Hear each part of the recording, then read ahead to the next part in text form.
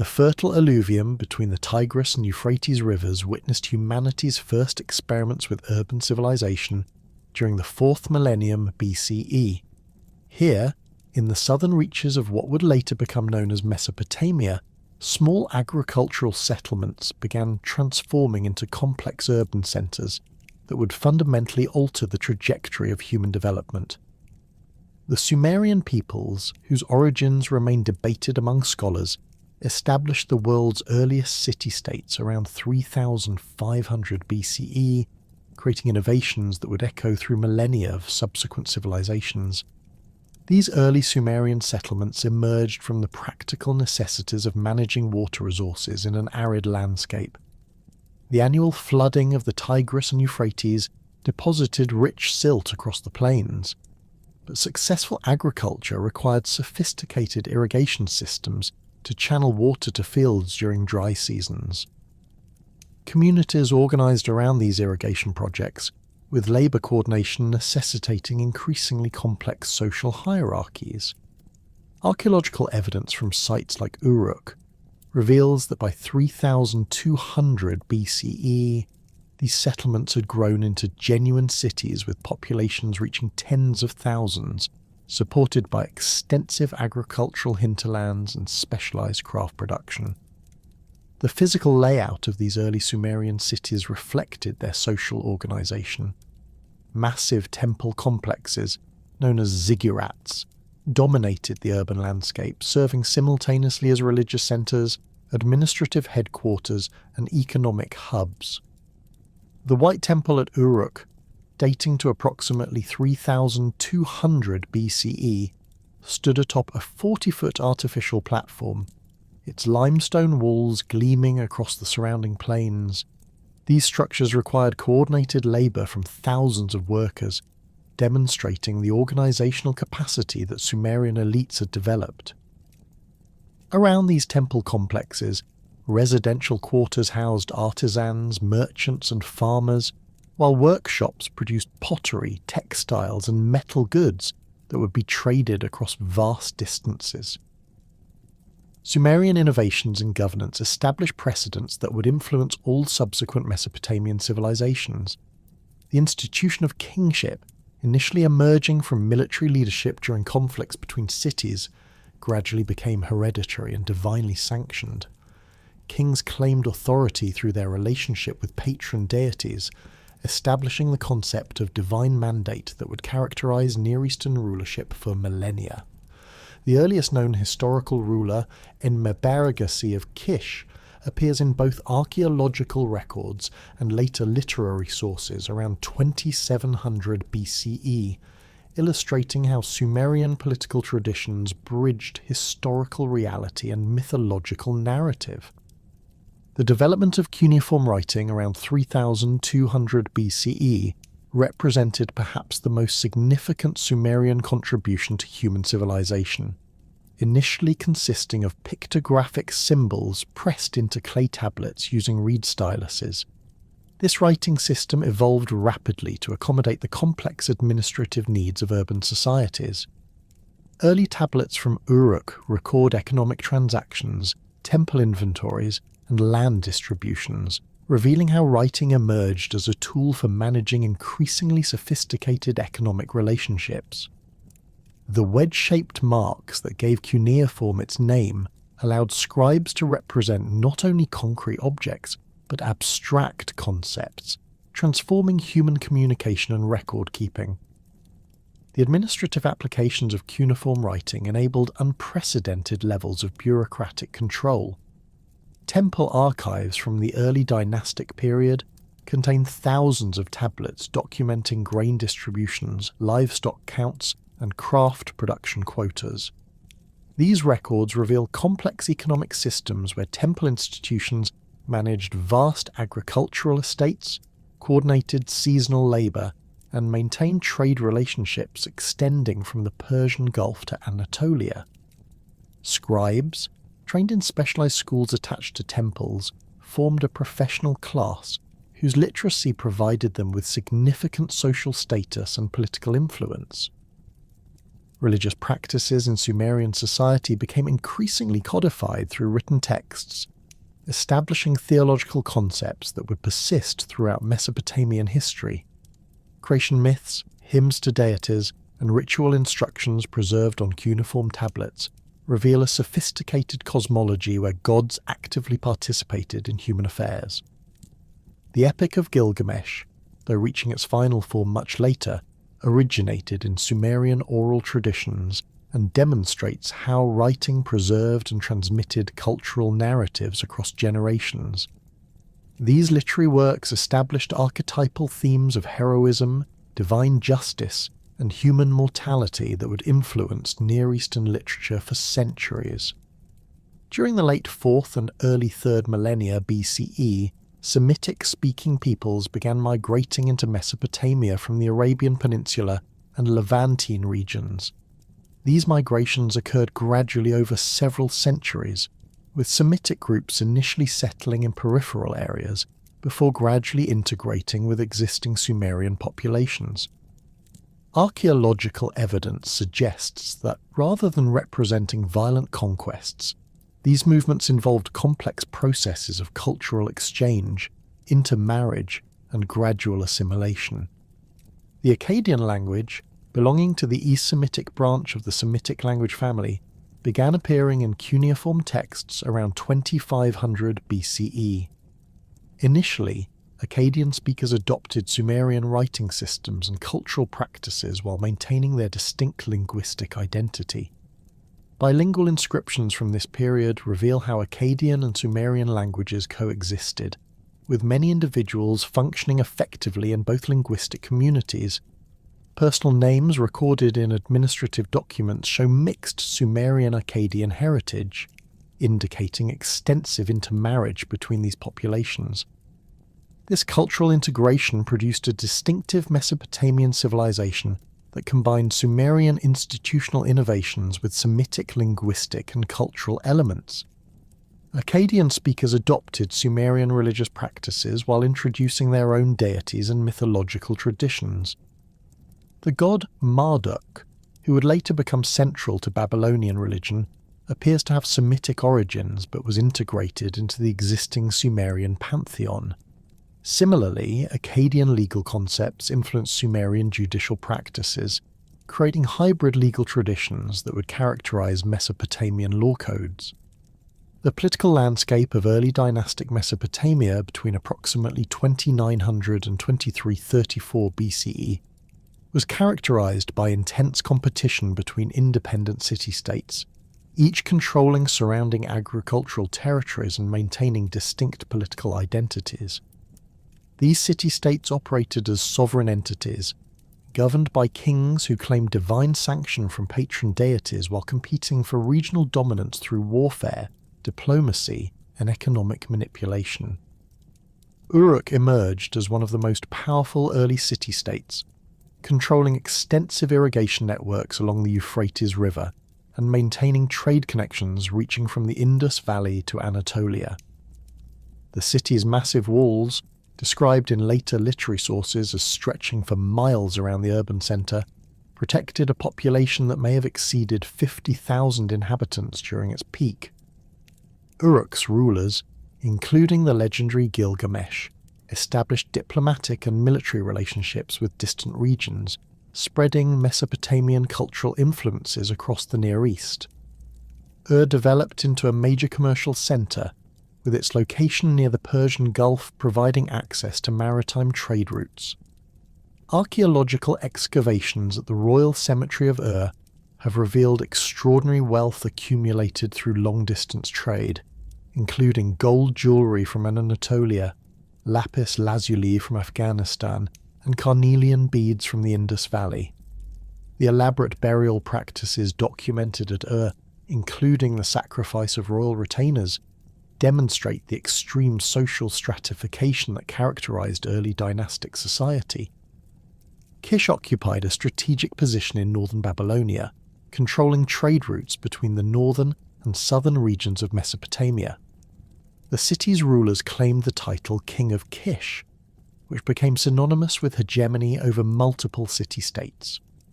This title would later be adopted by Akkadian rulers, illustrating the continuity between early dynastic political traditions and later imperial structures. Intercity warfare during the early dynastic period involved sophisticated military technologies and tactics that would influence Mesopotamian warfare for centuries. Archaeological evidence reveals the development of bronze weapons, horse-drawn chariots, and organised infantry formations. The Standard of dating to approximately 2600 BCE, depicts Sumerian soldiers wearing leather helmets and carrying copper-tipped spears, advancing in disciplined formations against enemy forces. These military innovations required significant resources and coordination, contributing to the centralization of political authority within city-states. Trade networks during this period extended across vast distances, connecting Mesopotamian city-states with civilizations in the Indus Valley, Central Asia, Anatolia, and the Levant. Mesopotamian merchants established trading posts in distant regions, spreading not only goods but also cultural practices, technological innovations, and administrative techniques. Cuneiform tablets from Kanesh in Anatolia document Mesopotamian merchant communities operating sophisticated credit systems and maintaining regular correspondence with home cities, demonstrating the complexity of these commercial relationships. The wealth generated through long-distance trade enabled Mesopotamian city-states to support increasingly elaborate court cultures, monumental architecture, and specialized craft production. Royal workshops produced luxury goods including decorated weapons, jewelry, and ceremonial objects that displayed the power and sophistication of ruling elites. These material displays of wealth served important political functions, legitimizing royal authority and facilitating diplomatic relationships between city-states. Agricultural intensification during the early dynastic period supported growing urban populations while generating surpluses that funded military campaigns, monumental construction, and long-distance trade. Sophisticated irrigation systems, including canals, levees, and storage reservoirs, enabled farmers to cultivate extensive areas of previously marginal land. Administrative texts reveal complex systems for managing water rights, coordinating seasonal labour, and distributing agricultural products, indicating the high level of bureaucratic sophistication achieved by Sumerian city-states. The social structures that emerged during this period established patterns that would characterize Mesopotamian civilization throughout its history.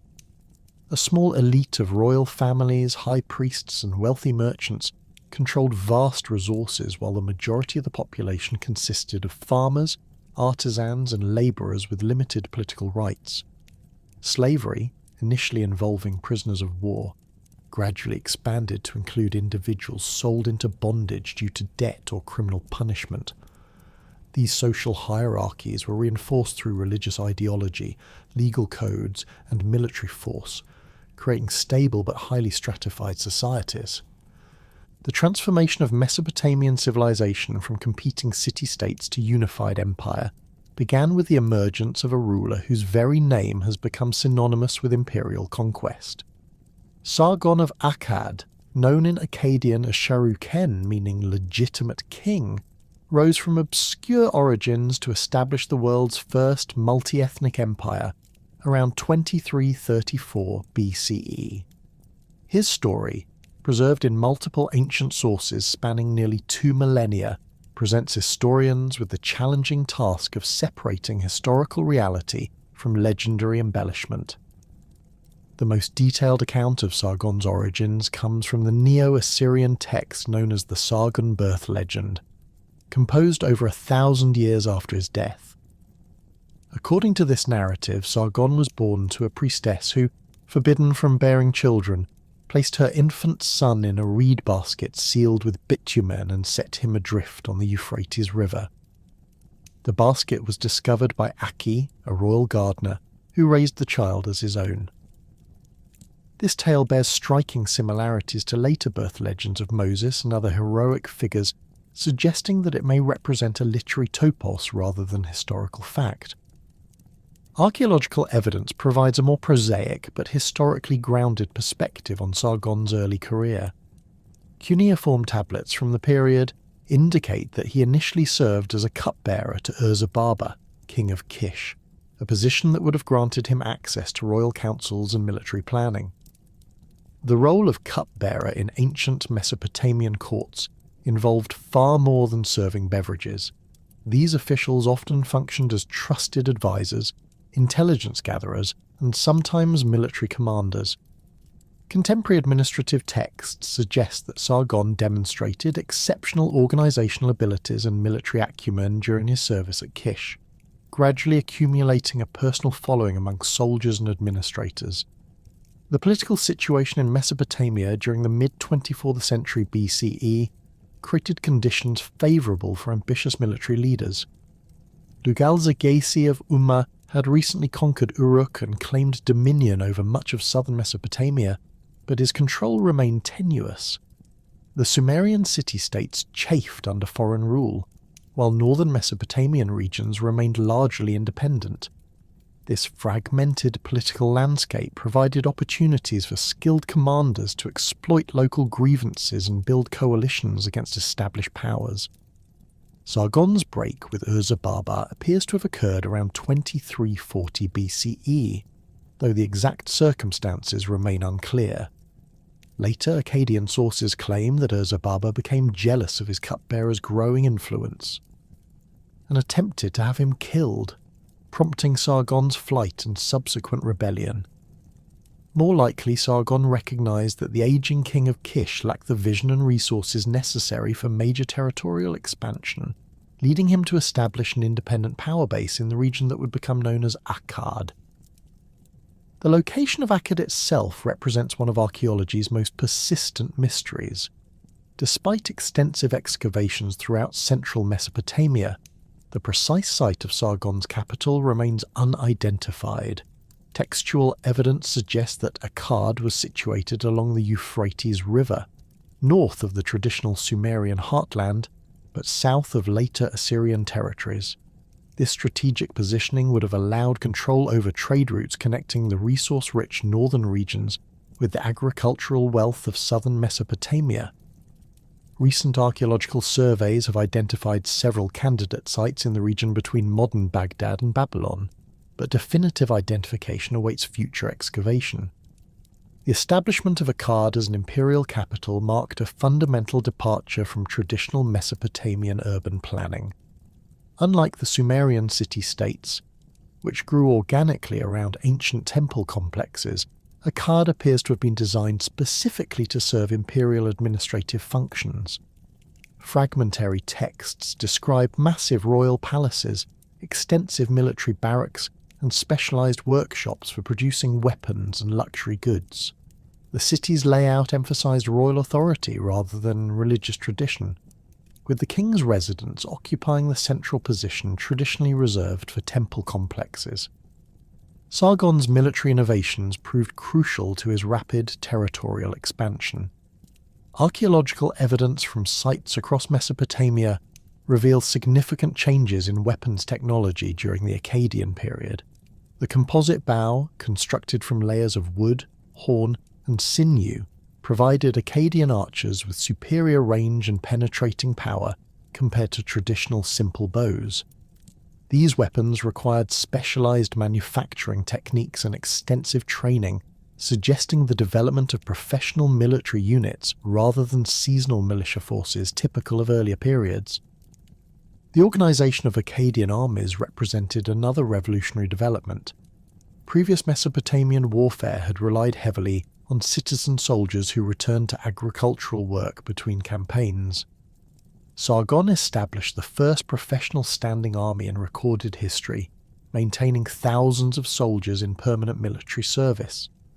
Cuneiform administrative texts describe elaborate systems for provisioning these forces, including standardized rations, equipment maintenance, and medical care. This military professionalization enabled sustained campaigns across vast distances, something impossible with traditional militia systems. Siege warfare techniques also underwent significant advancement under Akkadian leadership. Archaeological excavations at sites destroyed during Sargon's campaigns reveal evidence of sophisticated siege equipment, including battering rams, scaling ladders, and earthwork fortifications. The Akkadians developed systematic approaches to reducing fortified cities, combining direct assault with blockade tactics designed to starve defenders into submission. These methods proved devastatingly effective against Sumerian city-states, whose defensive strategies remained rooted in earlier periods of limited warfare. The conquest of Lugal-Zagersi marked the beginning of Sargon's imperial expansion and demonstrated the effectiveness of Akkadian military innovations. Contemporary inscriptions describe this campaign in considerable detail, providing historians with rare insight into ancient Mesopotamian warfare. Lugal-Zagersi had established his capital at Uruk after conquering much of southern Mesopotamia, but his empire remained a loose confederation of tribute-paying city-states, rather than a centrally administered territory. Sargon's campaign against Lugal-Zagersi began with careful diplomatic preparation. Akkadian agents contacted local rulers who resented Sumerian dominance, promising them favourable treatment in exchange for support or neutrality. This strategy of exploiting ethnic and political divisions would characterise Akkadian expansion throughout Sargon's reign. Archaeological evidence suggests that several northern Mesopotamian cities opened their gates to Akkadian forces without resistance, having been promised continuation of their traditional privileges under imperial rule. The decisive battle occurred near Uruk around 2334 BCE, though the exact location remains disputed among scholars. Sargon's forces approached the city from the north, forcing Lugal-Zagersi to abandon his defensive positions and engage in open combat. The Akkadian army's superior archery and disciplined infantry formations proved decisive against Sumerian forces still organised according to traditional city-state military practices. Composite bows allowed Akkadian archers to maintain effective fire at ranges where Sumerian simple bows proved ineffective, while professional soldiers maintained formation discipline under pressure that broke militia units. Lugal-Zagersi's capture marked the symbolic end of Sumerian political independence. Akkadian inscriptions describe how the defeated king was brought before Sargon in neck stocks, then transported to Nippur where he was forced to perform ritual submission before the god Enlil. This ceremony served both practical and symbolic functions, demonstrating Akkadian victory to potential resistors while claiming divine sanction for the new imperial order. The ritual also illustrated Sargon's sophisticated understanding of Mesopotamian political culture, as submission at Nippur carried particular significance due to the city's religious importance. Following Lugal-Zagersi's defeat, Sargon systematically conquered the remaining Sumerian city-states. Each campaign demonstrated increasing sophistication in imperial administration as well as military technique. Rather than simply destroying conquered cities, Sargon implemented policies designed to integrate Sumerian territories into a unified administrative system. Local rulers who submitted voluntarily were often confirmed in their positions as imperial governors, while those who resisted faced replacement by Akkadian appointees. The Siege of Ur exemplified Akkadian military capabilities and imperial policies. The city's massive walls and strategic location near the Persian Gulf made direct assault extremely costly, prompting Sargon to employ comprehensive blockade tactics. Akkadian forces constructed elaborate siege works, including earthwork ramparts and counterwalls designed to prevent relief efforts. Contemporary texts describe how the siege lasted several months, with Akkadian engineers diverting water sources and disrupting trade routes until the city's population faced starvation. When Ur finally surrendered, Sargon demonstrated the calculated mixture of mercy and intimidation that would characterize Akkadian imperial policy. The city's walls were partially demolished to prevent future rebellion, but the population was spared and the local temple complex remained intact. Ur's merchant class, crucial for maintaining Persian Gulf trade connections, received guarantees of protection for their commercial activities. These policies reflected Sargon's understanding that successful empire required economic prosperity as well as military dominance. The conquest of southern Mesopotamia established Akkadian control over the region's extensive irrigation systems, agricultural surpluses, and trade networks. Administrative texts from this period reveal the implementation of standardized taxation systems, with tribute flowing from conquered territories to support the imperial army and bureaucracy. Sargon appointed Akkadian governors to oversee major cities, while allowing local administrators to continue managing routine affairs. This hybrid system balanced imperial control with administrative efficiency, creating a model that would influence subsequent Near Eastern empires. Military garrisons established throughout conquered territories ensured Akkadian dominance while facilitating cultural integration. These installations housed not only soldiers, but also administrators, craftsmen, and merchants who introduced Akkadian language and customs to local populations. Archaeological evidence reveals the construction of standardized fortress designs across the empire, suggesting centralized military planning and engineering capabilities. These fortifications protected strategic locations while serving as symbols of imperial power that reminded local populations of Akkadian military superiority. The rapid success of Sargon's conquests created unprecedented challenges in imperial administration. Traditional Mesopotamian political structures had evolved to govern individual city-states and their immediate territories, not vast multi-ethnic empires spanning hundreds of miles. Sargon and his advisors developed innovative solutions that combined Akkadian military organization with adapted Sumerian administrative practices. The result was a governmental system capable of managing diverse populations while maintaining central authority over strategic decisions. Communication networks became crucial for maintaining imperial unity across such vast distances.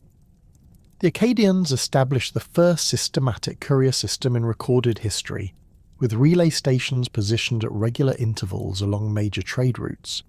These stations provided fresh horses, supplies, and security for official messengers carrying imperial commands and provincial reports.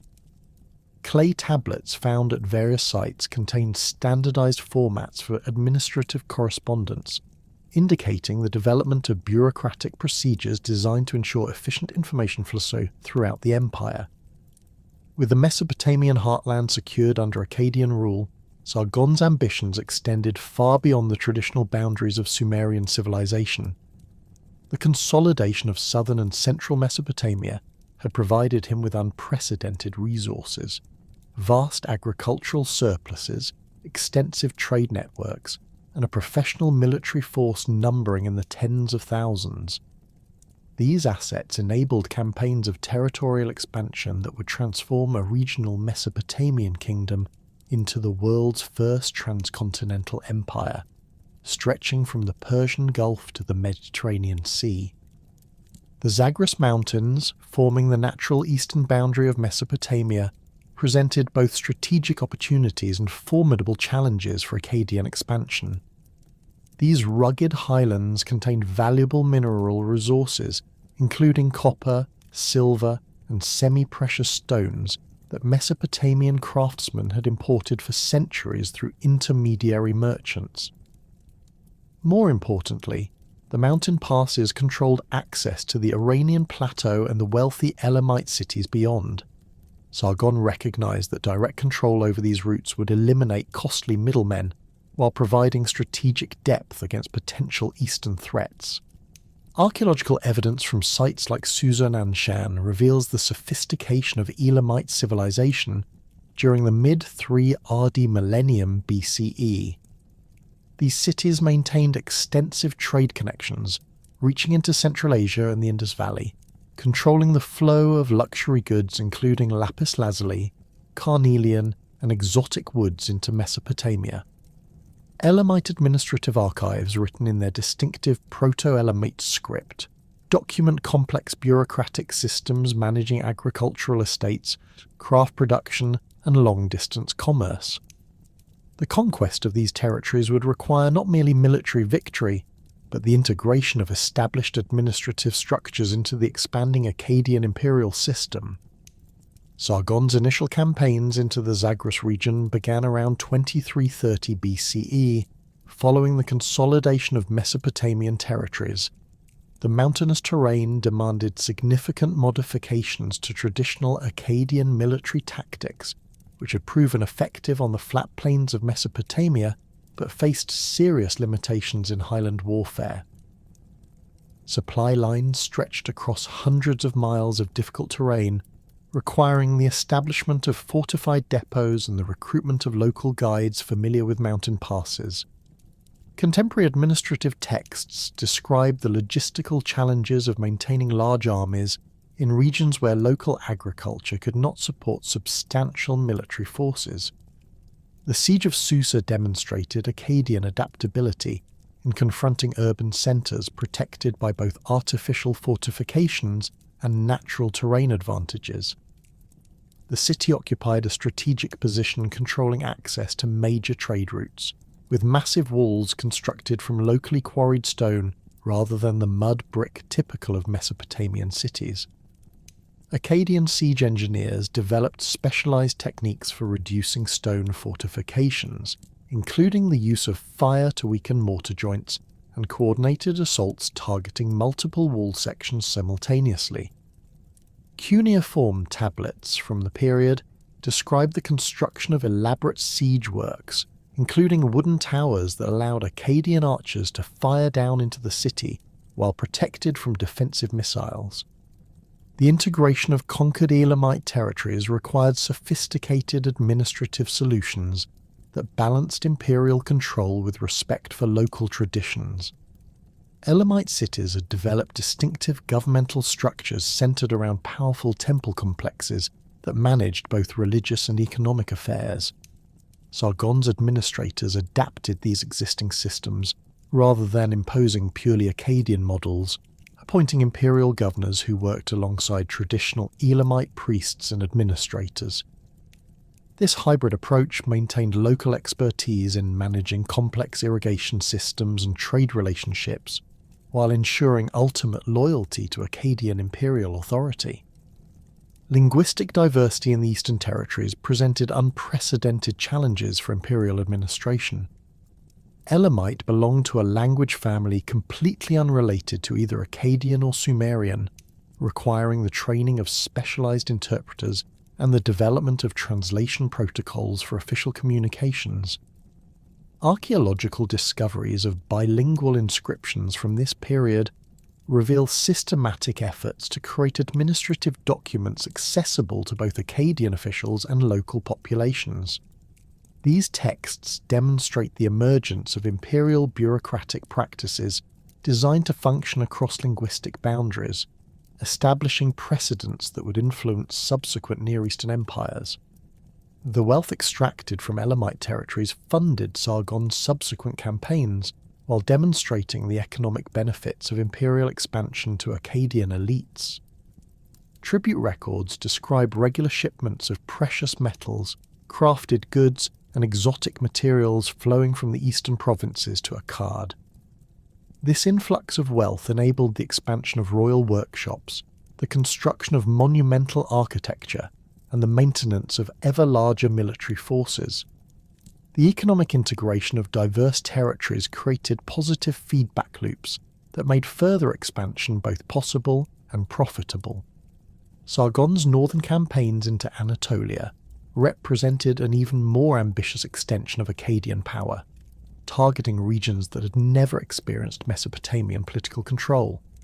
The Anatolian plateau contained rich deposits of silver, copper, and iron ore that supplied metalworkers throughout the Near East. Additionally, Anatolian cities controlled crucial trade routes, connecting Mesopotamia with European markets and Black Sea resources. The conquest of these territories would provide the Akkadian Empire with direct access to metal resources while eliminating the substantial costs of long-distance trade through independent intermediaries. The city of Purushkanda, located in central Anatolia, became a primary target for Akkadian expansion due to its role as a major commercial centre. Archaeological excavations have revealed extensive merchant quarters containing tablets written in Old Assyrian, indicating the presence of Mesopotamian trading communities centuries before Sargon's conquests. These existing commercial connections provided valuable intelligence about local political conditions, economic resources, and potential military threats. Akkadian merchants who had operated in Anatolian cities for generations served as guides, interpreters, and intelligence agents during the military campaigns. The logistics of maintaining armies across the vast distances separating Mesopotamia from central Anatolia required innovations in military organization and supply management. Traditional Mesopotamian armies had operated within relatively short distances of their home bases, allowing soldiers to return seasonally for agricultural work. Anatolian campaigns demanded year-round military service and the establishment of permanent supply lines across hundreds of miles of varied terrain. Administrative texts describe the creation of fortified supply depots, positioned at strategic intervals, each staffed with administrators responsible for maintaining stockpiles of weapons, food, and other military necessities. Akkadian forces encountered significantly different military challenges in Anatolia compared to their previous campaigns in Mesopotamia and the Zagros region. Anatolian cities relied heavily on cavalry forces and mobile tactics rather than the infantry formations and siege warfare typical of Mesopotamian conflicts. Local warriors utilized superior knowledge of terrain to conduct hit-and-run attacks against Akkadian supply columns, forcing imperial commanders to develop new tactical approaches. The adaptation of Akkadian military doctrine to counter these threats demonstrated the professional flexibility that enabled the empire's continued expansion. The conquest of Anatolian territories brought the Akkadian Empire into contact with Indo-European speaking populations for the first time in recorded history. These encounters introduced Akkadian administrators to completely different linguistic, cultural, and religious traditions that required new approaches to imperial governance. Archaeological evidence suggests that Akkadian officials made systematic efforts to understand local customs and incorporate traditional Anatolian practices into imperial administrative structures. This cultural sensitivity proved crucial for maintaining long-term control over territories separated from the Mesopotamian heartland by vast distances and difficult terrain. The Western campaigns that brought Akkadian forces to the Mediterranean coast represented the culmination of Sargon's territorial expansion and the creation of the world's first transcontinental empire. The Levantine region contained wealthy commercial cities that controlled maritime trade routes, connecting Mesopotamia with Egypt, Cyprus, and the broader Mediterranean world. The conquest of these territories would provide the Akkadian Empire with access to cedarwood, purple dye, and other luxury goods, while establishing direct diplomatic relationships with major regional powers. The Siege of Ebla, located in northern Syria, demonstrated the full extent of Akkadian military capabilities and imperial ambitions. This wealthy city controlled extensive territories and maintained diplomatic relationships with powers throughout the ancient Near East. The Ebla archives, discovered by archaeologists in the 1970s, contain thousands of cuneiform tablets documenting the city's extensive commercial and diplomatic activities during the period immediately preceding Sargon's conquest. These texts reveal a sophisticated urban civilization with complex governmental structures, international trade relationships, and cultural achievements that rivaled contemporary Mesopotamian cities.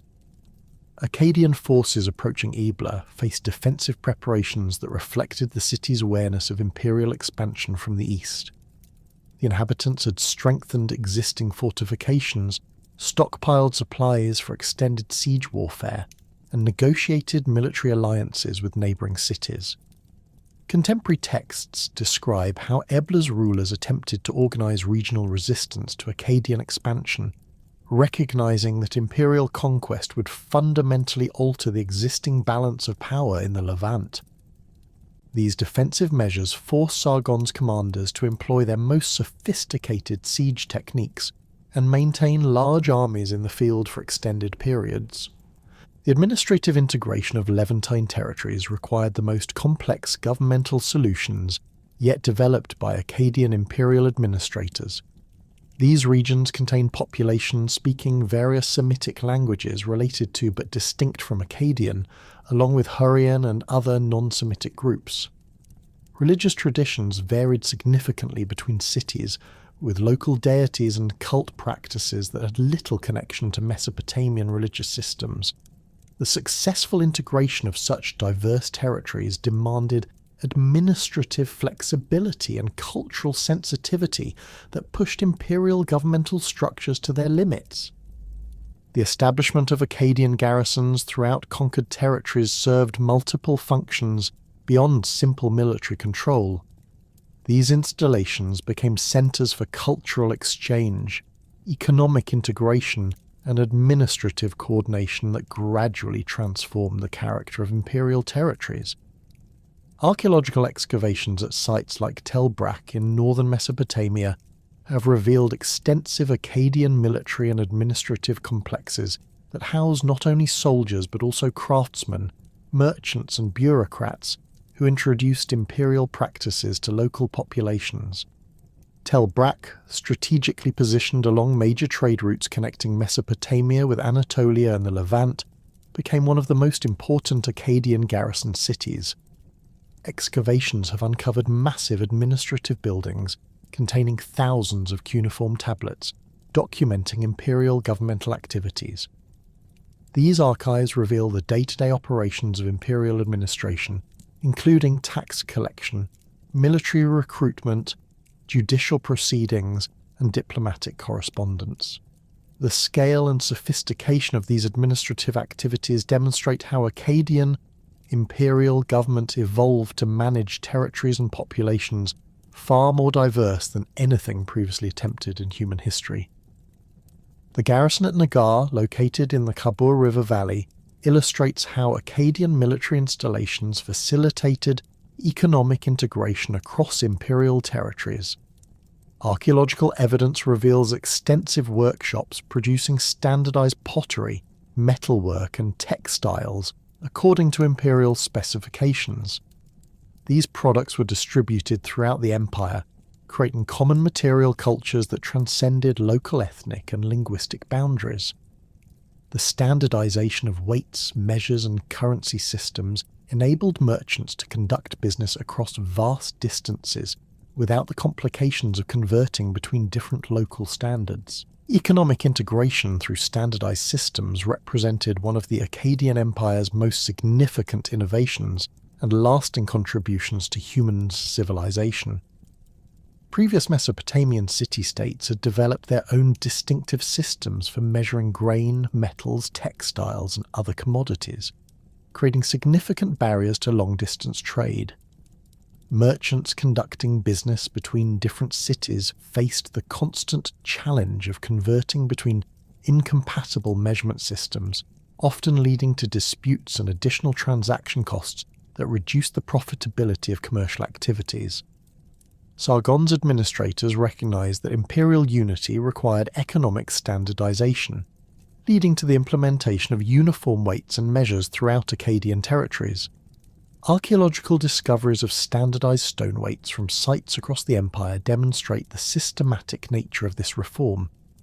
These weights, marked with cuneiform inscriptions indicating their official values, enabled merchants to conduct transactions with confidence, regardless of their location within imperial boundaries.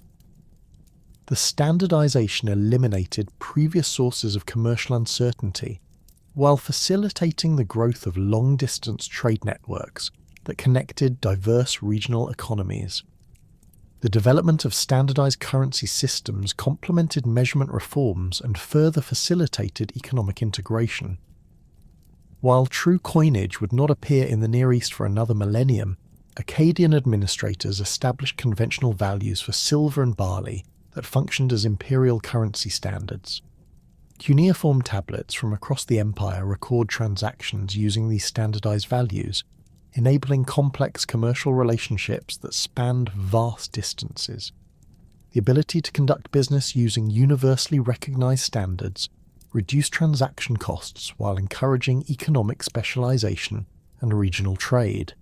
The integration of diverse populations speaking different languages created unprecedented challenges for imperial administration that required innovative solutions.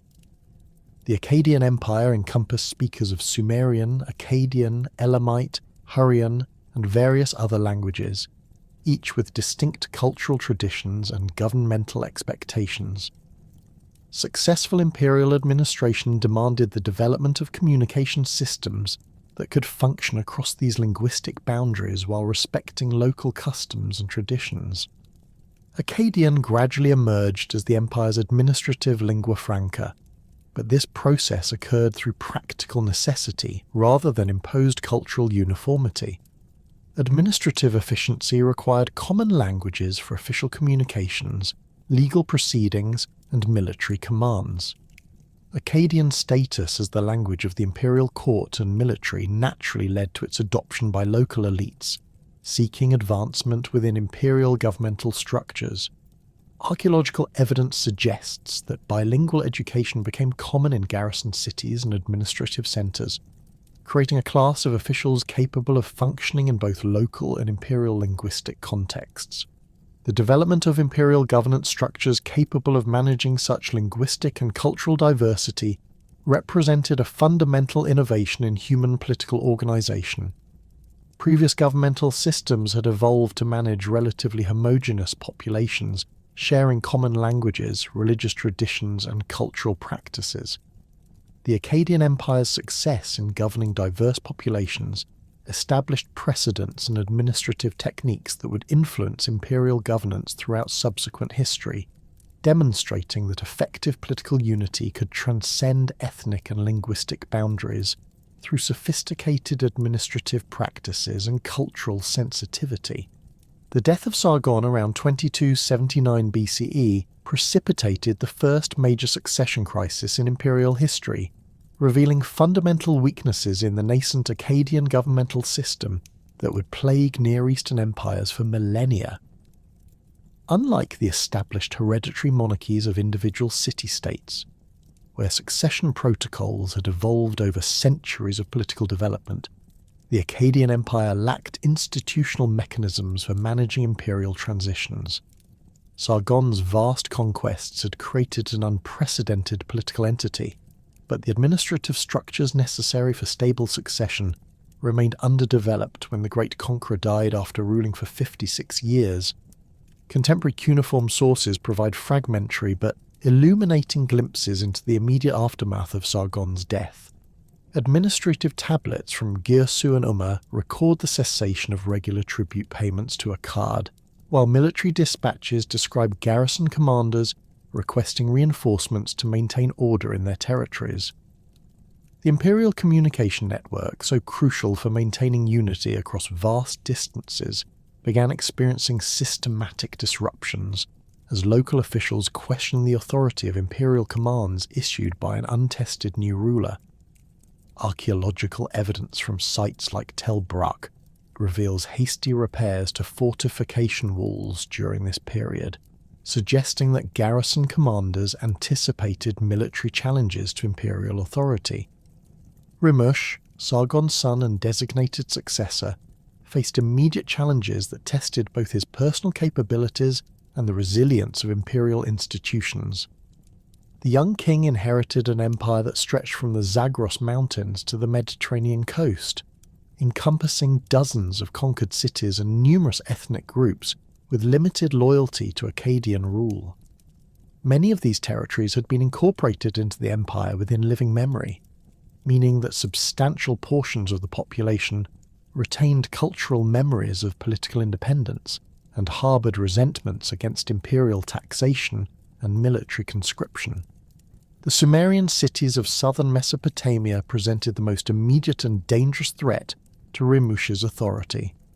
These ancient urban centres had maintained their distinctive cultural identities despite decades of Akkadian rule, and their populations included significant numbers of priests, merchants and administrators who had held prominent positions before Sargon's conquests. The transition period following Sargon's death provided these groups with opportunities to reassert traditional political autonomy while challenging the legitimacy of continued imperial control over their territories. Emerged as the focal point of Sumerian resistance, with its ruler Kaku declaring independence from Akkadian authority and calling upon other Sumerian cities to join a coordinated rebellion. Archaeological excavations at have revealed evidence of extensive military preparations during this period, including the construction of additional defensive works and the stockpiling of weapons in temple complexes. Cuneiform tablets from the city's archives document diplomatic correspondence with other Sumerian centres, revealing systematic efforts to organise regional resistance against Rimush's forces. The rebellion spread rapidly throughout the Sumerian heartland, with cities like Umma, Adab and Kazalu declaring their independence and expelling Akkadian governors. Administrative records from Girsu describe the massacre of imperial tax collectors, while similar incidents occurred at multiple sites across southern Mesopotamia. These coordinated uprisings demonstrated the extent of anti-Akkadian sentiment that had developed during Sargon's reign, as well as the organisational capabilities of Sumerian political and religious leaders, who had maintained clandestine networks despite imperial surveillance. Rimush's response to these revolts revealed both the strengths and limitations of the imperial military system he had inherited from his father. The professional Akkadian army remained loyal and maintained its technological advantages over traditional city-state militias, but the simultaneous nature of multiple rebellions stretched imperial resources to their limits.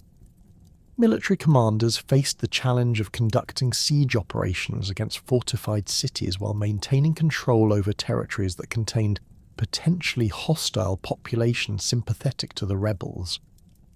The Siege of became the decisive engagement that would determine the fate of Sumerian independence movements. Rimush personally commanded the imperial forces, recognizing that failure to suppress the rebellion would likely trigger additional uprisings throughout the empire. Contemporary military records describe the deployment of the full range of Akkadian siege techniques, including the construction of massive earthwork ramps designed to overtop the city's ancient walls. Engineers diverted water sources and established comprehensive blockades that prevented the delivery of supplies to the besieged population. The assault on Ur's defences required months of sustained effort, with Akkadian forces facing determined resistance from defenders who understood that defeat would likely result in severe retribution. Archaeological evidence from the site reveals extensive fire damage dating to this period, suggesting that the final assault involved the use of incendiary weapons to clear defensive positions. Cuneiform tablets discovered in the destruction layers describe the systematic demolition of sections of the city's walls, indicating that Akkadian engineers had developed sophisticated techniques for reducing even the most formidable fortifications. When finally fell, Rimush implemented a policy of calculated brutality designed to discourage future rebellions throughout the empire. Contemporary inscriptions record that over 8,000 defenders were killed during the final assault, while an additional 5,400 prisoners were executed in the aftermath of the city's capture. The scale of these casualties far exceeded typical Mesopotamian warfare practices, representing a deliberate strategy of intimidation rather than conventional military necessity. Rimush's forces systematically destroyed significant portions of the city's infrastructure, including temples, administrative buildings and residential quarters that had housed the rebellion's leadership. The suppression of Ur's rebellion sent clear messages to other Sumerian cities about the consequences of challenging imperial authority. Archaeological evidence from some sites like Umma and Adab reveals the hasty abandonment of defensive preparations and the resumption of tribute payments to Akkad. Local rulers who had supported the rebellion were removed from power and replaced with Akkadian appointees, while temple complexes that had served as centres of resistance faced confiscation of their properties and reduction of their traditional privileges. The systematic destruction of the rebellious settlements extended beyond to encompass other centres of Sumerian resistance. Kazalu, which had served as a coordination point for rebel communications, faced particularly severe treatment that included the demolition of its walls and the forced relocation of substantial portions of its population. Administrative tablets from the period describe the transfer of skilled craftsmen and administrators from destroyed cities to Akkad and other loyal centres, representing an early example of the population transfers that would become common practices in later Near Eastern empires. These harsh suppression measures achieved their immediate objective of ending Sumerian resistance, but they also created long-term problems for imperial administration.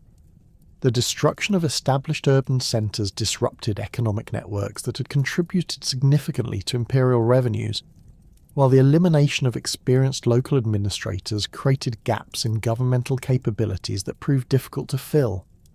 Archaeological surveys of southern Mesopotamia reveal significant population decline during Ramush's reign, suggesting that the brutal suppression of revolts had damaged the region's economic foundations. The transition from Ramush to his brother Manishtushu around 2270 BCE occurred under circumstances that remain partially obscured by incomplete historical records, though contemporary sources suggest that Ramush's death resulted from a palace conspiracy rather than natural causes. Administrative tablets from Akkad describe unusual security measures implemented during the final months of Ramush's reign, including restrictions on access to the royal palace and the assignment of additional guards to protect key officials. These precautions indicate awareness of internal threats, though they ultimately proved insufficient to prevent the king's assassination. Manishtushu inherited an empire that had survived its first major succession crisis, but faced ongoing challenges related to administrative efficiency, economic recovery, and military security. The new king's reign would be characterized by efforts to consolidate imperial gains while developing more sophisticated governmental structures capable of managing the complex territories that Sargon had conquered.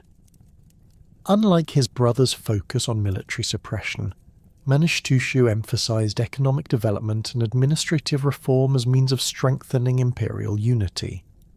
The new king's most significant initiatives involved securing and expanding the trade networks that provided much of the empire's wealth. Mesopotamian prosperity had always depended heavily on long-distance commerce, but the creation of a transcontinental empire offered unprecedented opportunities for controlling and profiting from international trade routes. Manishtushu recognized that economic prosperity would provide more sustainable foundations for imperial unity than the military intimidation that had characterized his brother's approach to governance. Maritime trade across the Persian Gulf became a particular focus of Manishtushu's commercial policies, as these routes provided access to luxury goods and raw materials that could not be obtained through overland commerce. The kingdoms of Magan and Meluha, located in present-day Oman and the Indus Valley respectively, controlled sources of copper, precious stones, and exotic woods that Mesopotamian craftsmen required for producing luxury goods. Previous trade relationships had operated through independent merchants who charged substantial markups for their services, reducing the profits available to imperial workshops and treasuries. Manishtushu's naval expeditions across the Persian Gulf represented unprecedented ventures in Mesopotamian maritime history. Traditional Mesopotamian vessels had been designed for river navigation rather than open sea voyages, requiring significant technological innovations to enable long-distance maritime commerce. Archaeological evidence from sites along the Persian Gulf coast reveals the construction of specialized shipyards during this period equipped with facilities for building vessels capable of carrying substantial cargo loads across hundreds of miles of open water. The development of Akkadian naval capabilities required expertise that did not exist within traditional Mesopotamian technological traditions. Imperial administrators recruited shipbuilders and navigators from coastal populations who possessed the specialized knowledge necessary for maritime construction and navigation. Cuneiform tablets from Akkad describe the establishment of training programs designed to teach Akkadian personnel the skills required for naval operations, including celestial navigation, weather prediction, and ship maintenance techniques. The first major naval expedition to Magan achieved remarkable success, establishing direct diplomatic and commercial relationships with rulers who had previously dealt with Mesopotamian merchants only through intermediaries. Contemporary inscriptions describe the acquisition of substantial quantities of copper ore, diorite stone, and precious metals that were transported back to Akkad for use in imperial workshops. These materials enabled the production of luxury goods that enhanced the prestige of the imperial court while generating revenues through export to other regions. The expedition to Meluha proved even more significant for imperial economic development, as it established direct access to the sophisticated commercial networks of the Indus Valley civilization. Archaeological discoveries at Harappan sites have revealed Akkadian artifacts dating to this period, indicating successful diplomatic and commercial relationships between these distant civilizations.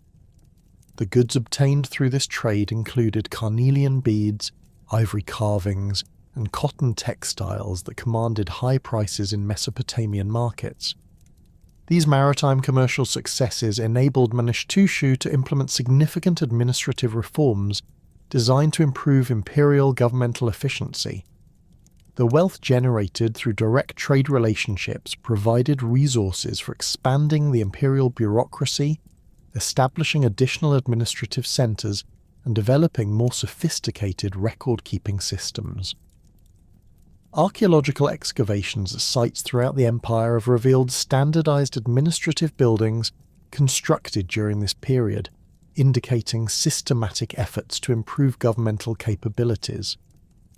The development of Akkadian legal and administrative texts reached new levels of sophistication during Manishtushu's reign, reflecting both the increasing complexity of imperial governance and the growing confidence of Akkadian administrators in managing diverse populations. These documents reveal systematic efforts to codify legal procedures, standardize administrative practices, and establish precedents for resolving disputes that arose within the empire's diverse territories. The legal innovations developed during this period would influence Mesopotamian jurisprudence for centuries. The earliest known land sale documents from Mesopotamian history date to Manishtushu's reign, representing fundamental innovations in property law that reflected changing economic conditions within the empire. Traditional Mesopotamian societies had operated primarily through communal land tenure systems, where agricultural territories belonged to temple institutions or kinship groups rather than individual owners. The expansion of imperial commerce and the growth of professional administrative classes created demands for more flexible property arrangements that could accommodate individual ownership and commercial transactions. These land sale documents reveal sophisticated legal concepts that balanced individual property rights with community interests and imperial administrative requirements. The texts describe detailed procedures for conducting property transactions, including requirements for witness testimony, official registration, and payment of transfer taxes to imperial authorities.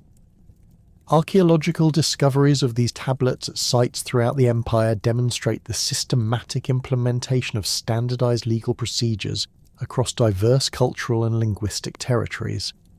The recognition of private property rights represented a fundamental shift in Mesopotamian social organization that would have lasting consequences for economic development and social structure. Individual land ownership enabled the accumulation of wealth by successful merchants, administrators, and military officers, creating new social classes that owed their positions to imperial service rather than traditional kinship or religious affiliations. These developments strengthened imperial unity by creating stakeholder groups with vested interests in maintaining the political stability necessary for continued economic prosperity. Commercial law also underwent significant development during this period, as imperial administrators grappled with the challenges of regulating trade relationships that spanned vast distances and involved parties from different cultural backgrounds. Cuneiform tablets from Kanesh and other Anatolian trading centres document the implementation of standardised commercial codes that governed contract terms, dispute resolution procedures, and penalty assessments for various types of commercial misconduct. These legal innovations facilitated the growth of long-distance trade by reducing uncertainty and providing reliable mechanisms for enforcing commercial agreements. The administrative texts from Manish-Tushu's reign reveal increasingly sophisticated bureaucratic procedures designed to manage the complex governmental requirements of a transcontinental empire. Provincial governors received detailed instructions regarding tax collection, military recruitment, judicial administration, and diplomatic protocols. These documents demonstrate the evolution of imperial administration from the relatively informal systems that had sufficed during Sargon's conquests to the complex bureaucratic structures necessary for long-term imperial governance. Record-keeping systems underwent significant improvements during this period, with the development of standardized formats for administrative correspondence, financial accounts, and legal proceedings. Archaeological discoveries of archive rooms at sites throughout the empire reveal systematic approaches to document storage and retrieval that enabled administrators to access information efficiently when making decisions or resolving disputes. These improvements in administrative technology contributed significantly to the empire's ability to maintain unity across vast distances and diverse populations. Despite these administrative and economic achievements, Manish-Tushu's reign was plagued by the same internal security problems that had afflicted his brother. The concentration of power within the imperial court created opportunities for ambitious officials to advance their positions through conspiracy and assassination, rather than demonstrated competence in governmental service. Palace politics became increasingly complex as various factions competed for influence over imperial policy, creating instabilities that threatened the continuity of imperial administration. Contemporary sources provide limited but suggestive evidence regarding the palace conspiracies that ultimately led to Manish-Tushu's assassination around 2255 BCE. Administrative tablets from the final years of his reign describe unusual personnel changes within the royal household, including the dismissal of long-serving officials and the appointment of new administrators whose backgrounds suggest factional loyalties rather than administrative expertise. These changes indicate growing tensions within the imperial court that may have contributed to the king's eventual murder. The assassination of both Rimush and Manish-Tushu within relatively short periods highlighted fundamental weaknesses in early imperial succession systems that would continue to plague Near Eastern empires for centuries. The concentration of ultimate authority within individual rulers created situations where the elimination of a single person could trigger major political crises, while the lack of institutional mechanisms for peaceful succession encouraged ambitious individuals to pursue violent solutions to political competition. These structural problems would require centuries of political evolution to resolve, as subsequent empires gradually developed more sophisticated approaches to managing imperial transitions and maintaining governmental continuity. The ascension of Naram-Sin to the Akkadian throne around 2254 BCE marked not merely another dynastic transition, but the beginning of the most revolutionary and controversial reign in early imperial history. Unlike his predecessors who had ruled as divinely appointed kings, Naram-Sin would fundamentally transform the nature of Mesopotamian kingship by declaring himself a living god, establishing precedents that would echo through millennia of Near Eastern political development. This unprecedented claim to divinity represented far more than royal megalomania. It constituted a calculated response to the persistent succession crises and internal rebellions that had plagued the empire since Sargon's death. Contemporary cuneiform sources reveal that Naram-Sin's assumption of divine status occurred gradually during the early years of his reign, rather than through a single dramatic proclamation. Administrative tablets from Akkad, dating to approximately 2250 BCE, begin incorporating the divine determinative sign before the king's name, indicating his elevation above mortal status. This orthographic change represented a profound theological innovation, as previous Mesopotamian rulers had been considered mortal intermediaries between gods and humans, not divine beings themselves. The implications of this transformation extended far beyond ceremonial protocol, fundamentally altering relationships between the imperial court, provincial administrators, and subject populations throughout the empire. The religious establishment's response to Naram-Sin's divine claims created complex political dynamics that required careful management to avoid triggering widespread opposition. Traditional Mesopotamian theology had maintained strict hierarchical distinctions between divine and mortal realms, with established priesthoods serving as intermediaries who interpreted divine will for human rulers. Naram-Sin's assertion of personal divinity threatened these traditional arrangements by eliminating the need for priestly mediation, potentially reducing the political influence and economic privileges that temple institutions had enjoyed for centuries. Archaeological evidence from major temple complexes throughout the empire reveals systematic efforts to integrate imperial cult practices with existing religious traditions during this period. Excavations at Nippur, the most sacred city in the Mesopotamian religious hierarchy, have uncovered inscriptions describing Naram-Sin as the beloved son of the god Enlil, effectively incorporating the deified king into the established pantheon rather than replacing traditional deities. This theological compromise allowed existing priesthoods to maintain their positions while acknowledging imperial divine authority, creating hybrid religious systems that balanced innovation with continuity.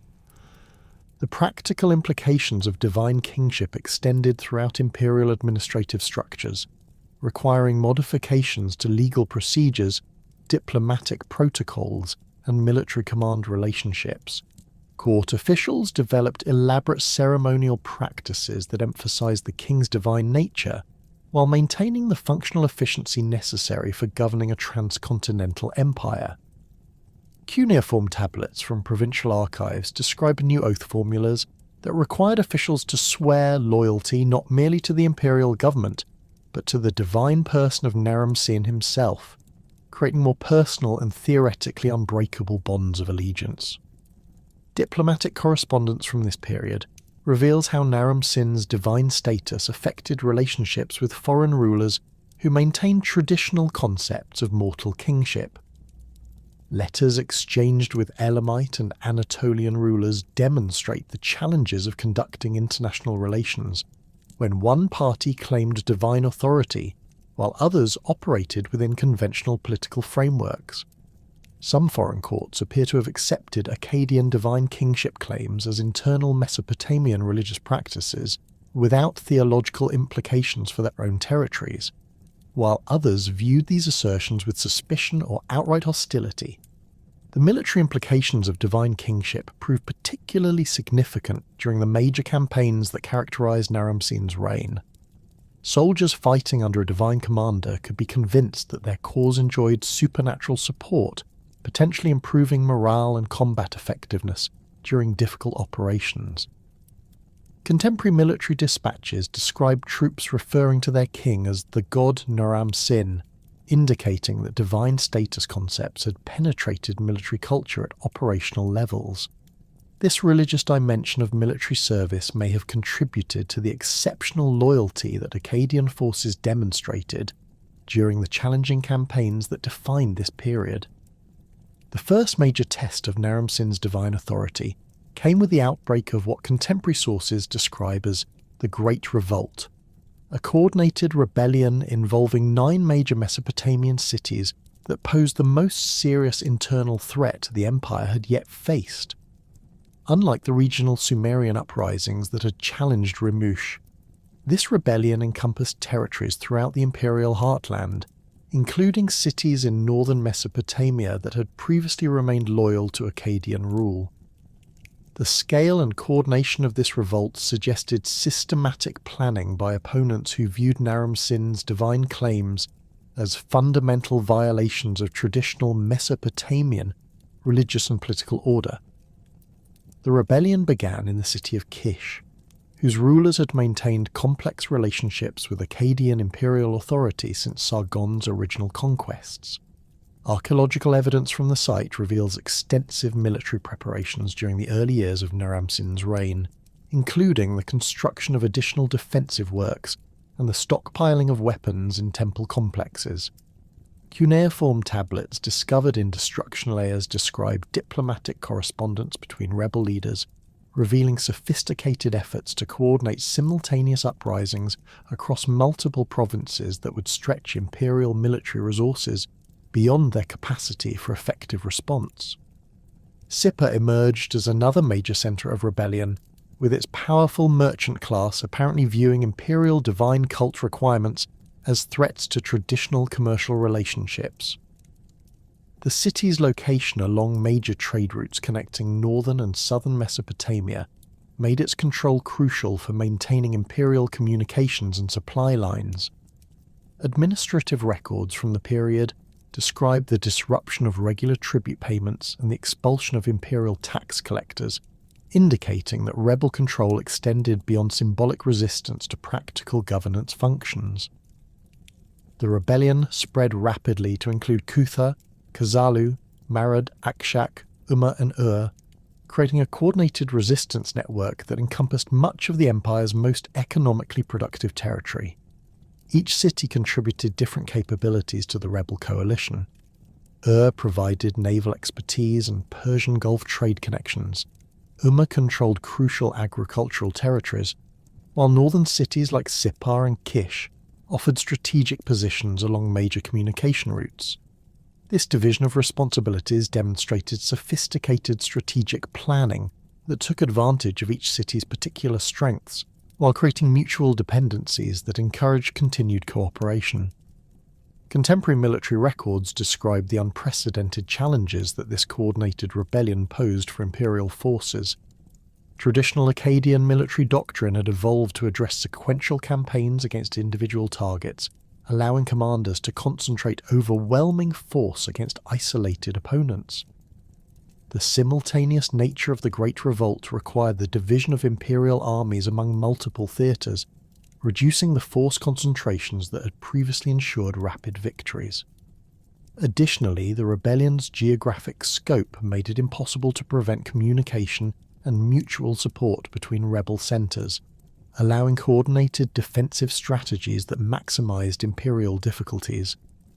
Naram-Sin's response to the Great Revolt demonstrated both the military capabilities he had inherited from his predecessors and the innovations that his divine status enabled. Rather than attempting to suppress all rebel cities simultaneously, imperial strategy focused on isolating and defeating key centres whose capture would disrupt rebel coordination networks. This approach required detailed intelligence about rebel communication systems and supply relationships, information that imperial administrators had been systematically gathering through networks of loyal officials and merchants operating in potentially hostile territories. The Siege of Kish became the pivotal engagement that would determine the rebellion's ultimate fate. The city's ancient walls and strategic position made direct assault extremely costly, while its role as a coordination centre for rebel activities made its capture essential for imperial success. Naram-Sin personally commanded the besieging forces, recognising that his divine status required visible leadership during the empire's greatest crisis. Contemporary inscriptions describe elaborate religious ceremonies conducted before the city's walls, designed to demonstrate divine support for imperial forces while undermining rebel morale through supernatural intimidation. Akkadian siege engineers deployed their most sophisticated techniques against Kish's fortifications, including the construction of massive earthwork ramps that allowed assault forces to approach the walls at multiple points simultaneously. Archaeological excavations have revealed evidence of extensive mining operations, where imperial engineers tunneled beneath wall foundations to create controlled collapses that would create breaches for infantry assault. These technical achievements required months of sustained effort by thousands of workers, demonstrating the logistical capabilities that enabled the empire to maintain complex military operations despite widespread rebellion. The psychological warfare aspects of the siege proved as important as technical military operations. Naram-Sin's forces conducted regular displays of imperial military power, including coordinated maneuvers by massed infantry formations and demonstrations of siege equipment capabilities. These activities served multiple purposes. They maintained pressure on defenders while providing intelligence about defensive preparations, demonstrated imperial strength to potentially wavering rebel supporters, and created opportunities for negotiations with city leaders who might be willing to abandon the rebellion in exchange for favourable surrender terms. When Kish finally fell after a siege lasting several months, Naram-Sin implemented a policy of calculated mercy, designed to encourage other rebel cities to surrender rather than face destruction.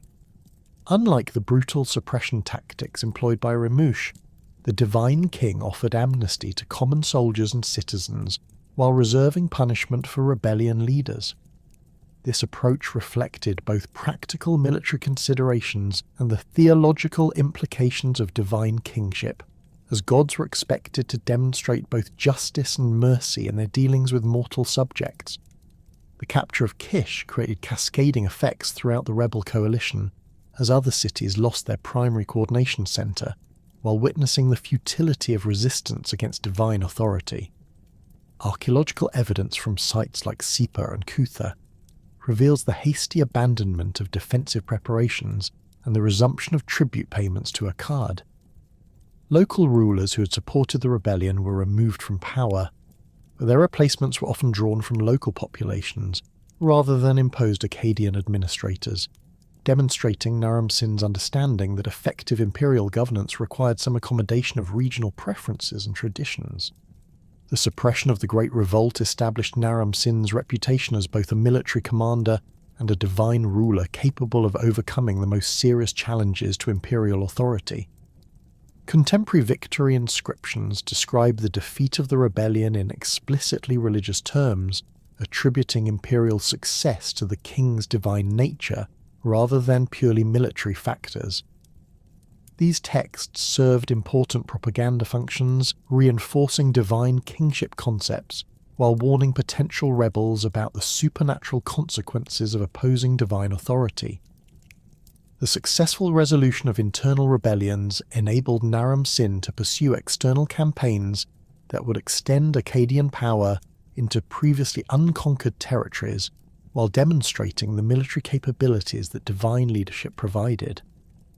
The most significant of these expeditions targeted the Lulubai people, who inhabited the mountainous regions east of Mesopotamia and had maintained their independence despite previous Akkadian campaigns in the Zagros Mountains. The Lulubi controlled strategic mountain passes that connected Mesopotamia with the Iranian plateau, making their conquest essential for securing the empire's eastern frontiers. The Lulubi possessed sophisticated military capabilities adapted to mountain warfare, including highly mobile infantry forces capable of conducting effective guerrilla operations against conventional armies.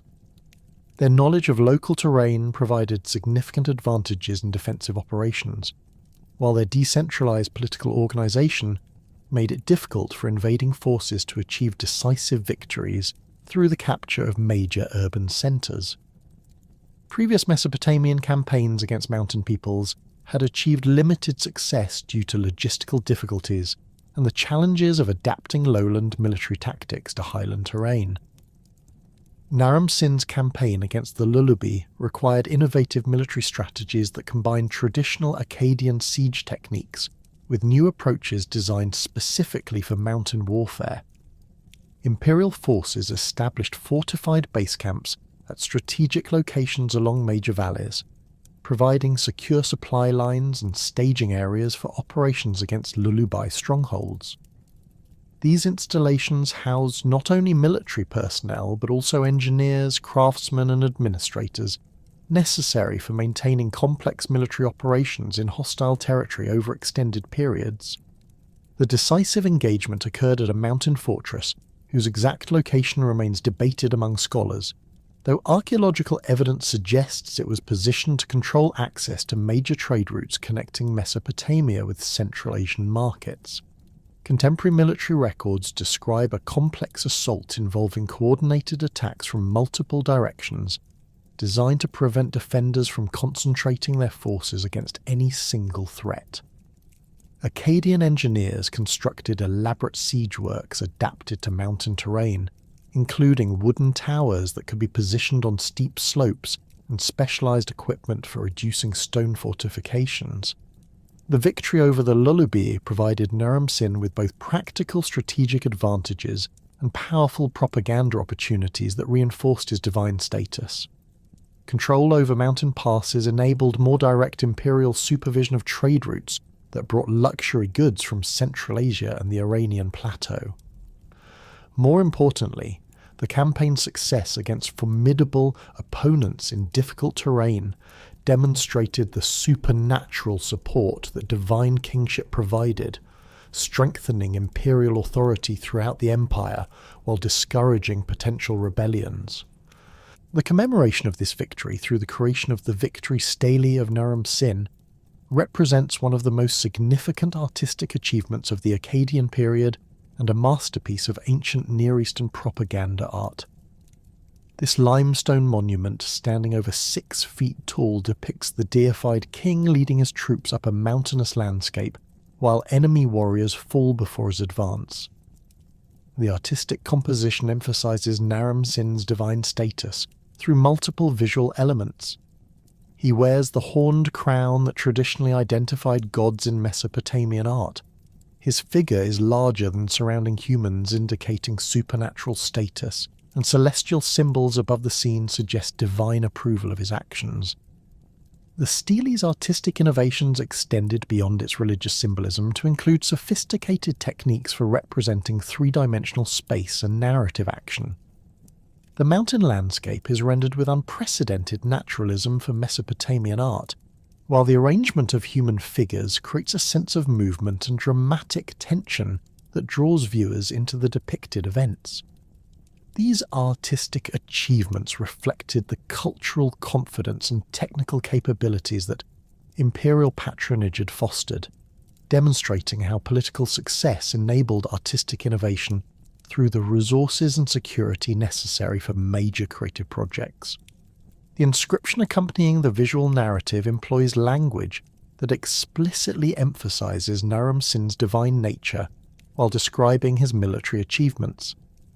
The text refers to the king using divine determinatives and describes his victory in terms that suggest supernatural intervention, rather than purely human military skill. This combination of visual and textual elements created a powerful propaganda monument that could communicate imperial messages to both literate and illiterate audiences, reinforcing divine kingship concepts while celebrating specific military achievements. The stele's original placement at Sippar, one of the cities that had participated in the Great Revolt, served important political functions beyond artistic display.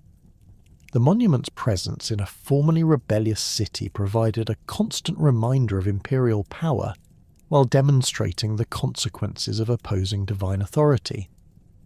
Additionally, Sippar's position along major trade routes ensured that the stele would be viewed by merchants, diplomats and other travellers who would carry news of Akkadian achievements throughout the ancient Near East. The administrative reforms implemented during Naram-Sin's reign reflected both the practical requirements of governing an expanded empire and the theological implications of divine kingship. The appointment of royal daughters as high priestesses at major temples throughout imperial territories represented a particularly significant innovation that combined religious authority with imperial administration. These appointments served multiple functions. They provided direct imperial oversight of wealthy and politically influential temple institutions, created personal bonds between the royal family and regional religious establishments, and demonstrated the divine king's authority over traditional religious hierarchies.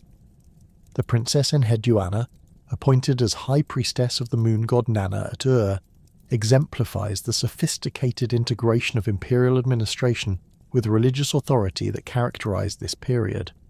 Archaeological excavations at Ur have revealed extensive temple archives documenting her administrative activities, which included managing vast agricultural estates, supervising craft workshops, and maintaining diplomatic correspondence with religious institutions throughout the empire. Her literary compositions, including hymns to various deities that survive in multiple copies, demonstrate how imperial religious appointments facilitated cultural integration across diverse territories. Similar appointments occurred at temples in Sippar, Babylon, and other major cities, creating networks of imperial religious authority that complemented traditional administrative structures. These priestesses possessed both the royal status necessary for commanding respect from local elites and the religious authority required for managing temple institutions effectively. Their dual roles enabled them to serve as intermediaries between imperial policies and local traditions, facilitating the cultural integration that strengthened long-term imperial unity. The standardization of imperial cult practices across the empire represented another crucial administrative innovation that reinforced divine kingship while accommodating regional religious traditions. Rather than imposing uniform religious practices that might have triggered resistance, Naram-Sin's administrators developed flexible systems that incorporated imperial divine cult elements into existing local religious frameworks. Archaeological evidence from temple sites throughout the empire reveals the construction of shrines dedicated to the deified king alongside traditional local deities, creating hybrid religious systems that balanced imperial requirements with regional preferences. These cult standardization efforts required sophisticated coordination between imperial administrators and local religious authorities. Cuneiform tablets from various provincial centres document the development of ceremonial protocols that incorporated prayers for the divine king into traditional religious festivals, creating regular opportunities for reinforcing imperial loyalty through religious observance. The timing and content of these ceremonies were carefully calibrated to complement rather than compete with established religious practices, demonstrating the cultural sensitivity that successful imperial administration required. The economic implications of divine kingship extended throughout imperial territories, as the deified ruler's supernatural status justified expanded taxation and labour conscription for imperial projects. Administrative records from this period reveal significant increases in tribute requirements, with provincial governors instructed to collect additional resources for supporting the expanded court ceremonies and monumental construction projects that divine status required. These increased fiscal demands were justified through religious arguments that emphasized the supernatural benefits that divine protection provided to imperial subjects. The construction of the Palace of Naram-Sin at Tel Brak represented the most ambitious architectural project of the Akkadian period and a physical manifestation of divine kingship concepts. This massive complex, covering several acres in the heart of one of the empire's most important garrison cities, combined residential, administrative and ceremonial functions within a unified architectural design that emphasized royal divine status. Archaeological excavations have revealed sophisticated construction techniques, including the use of fired brick for important structural elements and elaborate drainage systems that enable the complex to function effectively in the challenging climate of northern Mesopotamia.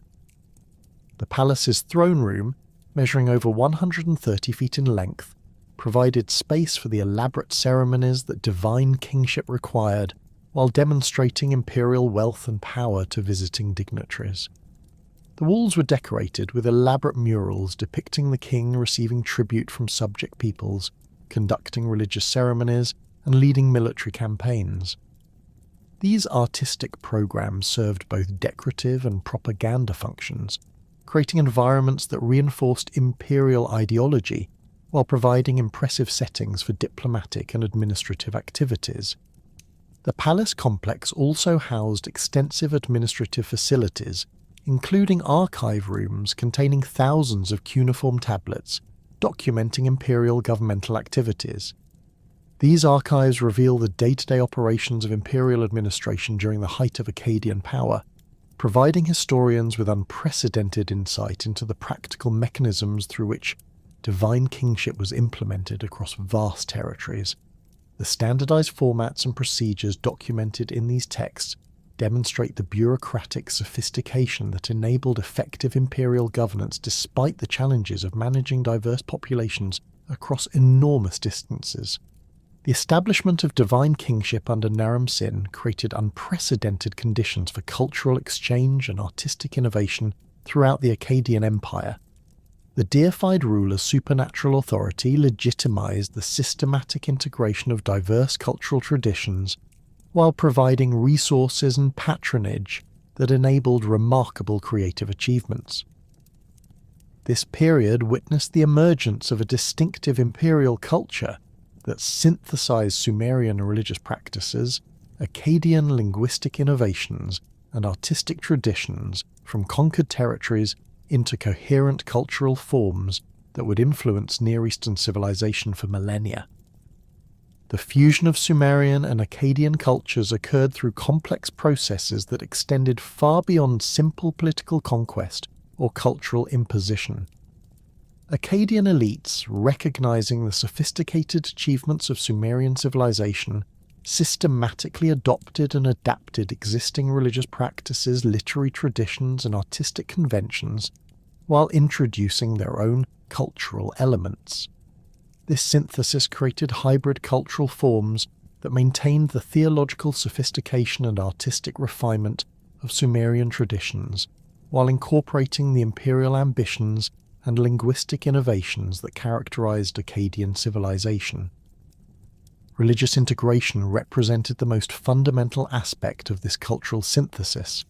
A successful imperial governance required the harmonization of diverse theological traditions under unified imperial authority. Sumerian religious practices had evolved over centuries to address the spiritual needs of urban agricultural societies, developing sophisticated mythological systems that explained natural phenomena, justified social hierarchies, and provided frameworks for understanding human relationships with divine powers. The Akkadian adoption of these practices involved careful theological adaptations that preserved essential Sumerian religious concepts while incorporating them into imperial ideological structures. The pantheon that emerged during this period combined major Sumerian deities with Akkadian divine figures through complex theological arrangements that reflected political realities while maintaining religious coherence. Enlil, the traditional Sumerian king of the gods, retained his supreme position while accepting Naram-Sin as his divine son and earthly representative. Inanna, the powerful goddess of love and war, became identified with the Akkadian Ishtar, creating a unified divine figure whose worship extended throughout imperial territories. These theological syntheses required sophisticated religious scholarship that produced new mythological narratives explaining divine relationships while justifying imperial political structures. Temple institutions throughout the empire underwent systematic reorganization that balanced respect for traditional Sumerian religious practices with imperial administrative requirements. Archaeological excavations at major religious centers reveal the construction of new shrine complexes dedicated to imperial cult practices alongside existing facilities for traditional local worship. These architectural additions created physical spaces where Sumerian and Akkadian religious traditions could coexist while enabling imperial administrators to monitor and influence local religious activities through their control over combined temple complexes. The priesthood itself became increasingly integrated during this period, with Akkadian religious officials learning Sumerian liturgical languages, while Sumerian priests adapted their practices to accommodate imperial cult requirements. Cuneiform tablets from temple archives document extensive correspondence between religious institutions across the empire, revealing systematic efforts to standardize ritual practices while preserving local variations that maintained regional religious identities. This careful balance between uniformity and diversity enabled the empire to achieve religious unity without triggering the resistance that more aggressive cultural impositions might have provoked. Akkadian elites demonstrated particular sophistication in their adoption of Sumerian literary traditions, recognizing that these cultural achievements provided both artistic inspiration and political legitimacy for imperial rule. The earliest versions of epic tales that would later influence works like the Epic of Gilgamesh began taking shape during this period through the systematic collection and adaptation of Sumerian oral traditions. Akkadian court scribes worked with Sumerian literary specialists to create written versions of traditional narratives while introducing new episodes that reflected imperial themes and values. The development of royal inscriptions as propaganda tools represented a crucial innovation in Akkadian literary culture that combined Sumerian narrative techniques with imperial political requirements. These texts, carved on stone monuments and written on clay tablets for distribution throughout the empire, employed sophisticated literary devices to present imperial achievements in terms that emphasized divine sanction and supernatural support. The language of these inscriptions drew heavily on Sumerian religious and literary vocabulary, while introducing Akkadian grammatical structures and poetic conventions that created distinctive literary styles. Contemporary royal inscriptions reveal the emergence of standardized narrative formulas that presented imperial military campaigns, administrative achievements, and religious activities according to consistent thematic patterns. These texts typically began with invocations of divine authority, proceeded through detailed descriptions of royal accomplishments, and concluded with promises of divine protection for loyal subjects and warnings of supernatural punishment for rebels. The repetitive structure of these inscriptions served both practical and ideological functions, creating easily recognizable literary forms that reinforced imperial messages while providing scribes with flexible templates for producing new texts as circumstances required. The literary sophistication of Akkadian royal inscriptions extended beyond simple propaganda to include complex narrative techniques that demonstrated advanced understanding of audience psychology and persuasive communication. The texts employed vivid descriptive language that enabled readers to visualize imperial achievements while using metaphorical imagery that connected political events with familiar religious and natural phenomena. These literary devices created emotional responses that strengthened the intellectual arguments for imperial loyalty, demonstrating the cultural refinement that imperial patronage had fostered among Akkadian literary specialists. Artistic innovations during the Akkadian period reflected the same synthetic approach that characterized religious and literary developments, combining Sumerian iconographic traditions with imperial themes to create distinctive visual styles that communicated imperial ideology through sophisticated artistic means. Akkadian artists adopted the technical achievements of Sumerian craftsmen while introducing new subject matter and compositional approaches that reflected the political realities and cultural ambitions of imperial civilization. This artistic synthesis produced works that maintained the aesthetic refinement of traditional Mesopotamian art while incorporating innovative elements that expressed imperial values and achievements. Sculpture during this period achieved unprecedented levels of technical sophistication and thematic complexity through the combination of traditional Mesopotamian carving techniques with new approaches to representing human figures and narrative scenes. The victory stele of Naram-Sin exemplifies these achievements through its masterful integration of religious symbolism, political propaganda, and artistic innovation within a unified compositional design. The monument's sculptural program employs traditional Mesopotamian conventions for representing divine authority while introducing naturalistic landscape elements and dynamic figure arrangements that create powerful visual narratives of imperial triumph. The technical achievements evident in Akkadian sculpture reflect the resources and expertise that imperial patronage made available to artistic specialists. Royal workshops employed master craftsmen from throughout the empire, creating environments where different regional artistic traditions could interact and influence each other.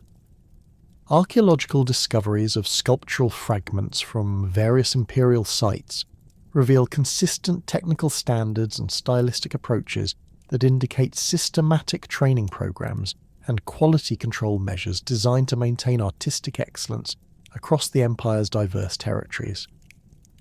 Cylinder seals produced during the Akkadian period demonstrate particularly sophisticated integration of Sumerian iconographic traditions with imperial thematic content. These small carved stone cylinders, used to authenticate documents and mark personal property, required exceptional technical skill to create detailed narrative scenes within extremely limited space. Akkadian seal carvers developed innovative compositional techniques that enabled them to incorporate complex mythological narratives, royal propaganda themes, and personal identification elements within unified artistic designs that functioned effectively as both practical tools and artistic achievements. The iconographic programs employed on Akkadian cylinder seals reveal systematic efforts to create visual vocabularies that could communicate imperial ideology to diverse audiences throughout the empire. Traditional Sumerian mythological scenes were adapted to include references to imperial achievements, while new compositional arrangements emphasized the divine authority of Akkadian rulers. These artistic innovations required sophisticated understanding of both traditional iconographic meanings and contemporary political requirements, demonstrating the cultural sophistication that imperial artistic patronage had fostered. Metalwork during the Akkadian period achieved remarkable technical and artistic sophistication through the combination of traditional Mesopotamian crafting techniques with access to raw materials and artistic influences from throughout the empire. Imperial control over trade routes provided Akkadian metalworkers with unprecedented access to copper from Magan, silver from Anatolia, and gold from various sources, enabling the production of luxury objects that displayed both technical mastery and artistic refinement. Archaeological discoveries of Akkadian metalwork from sites throughout the empire reveal consistent quality standards and stylistic approaches that indicate centralized production systems and systematic distribution networks. The bronze work produced in imperial workshops demonstrates particular innovation in both decorative techniques and functional design.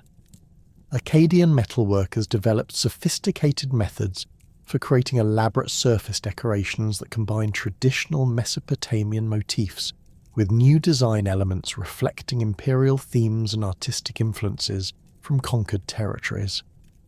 These decorative programs often incorporated religious symbolism that emphasized imperial divine authority, while displaying the technical virtuosity that demonstrated the cultural achievements of Akkadian civilization. Weapons and military equipment produced during this period reveal the integration of practical military requirements with artistic ambitions that reflected the cultural values of imperial elites. Ceremonial weapons intended for royal use employed precious metals and elaborate decorative programs that transformed functional military equipment into artistic objects suitable for diplomatic gifts and religious ceremonies. These luxury weapons served important political functions by demonstrating imperial wealth and cultural sophistication to foreign dignitaries while providing physical symbols of divine royal authority that reinforced imperial ideology through material display. The role of Enheduanna, daughter of Sargon and high priestess of Nana-Ratur, represents one of the most significant individual contributions to Akkadian cultural synthesis and literary achievement. Her unique position as both imperial princess and religious authority enabled her to bridge the cultural gap between Akkadian political traditions and Sumerian religious practices, while creating literary works that established precedents for centuries of subsequent Near Eastern literature.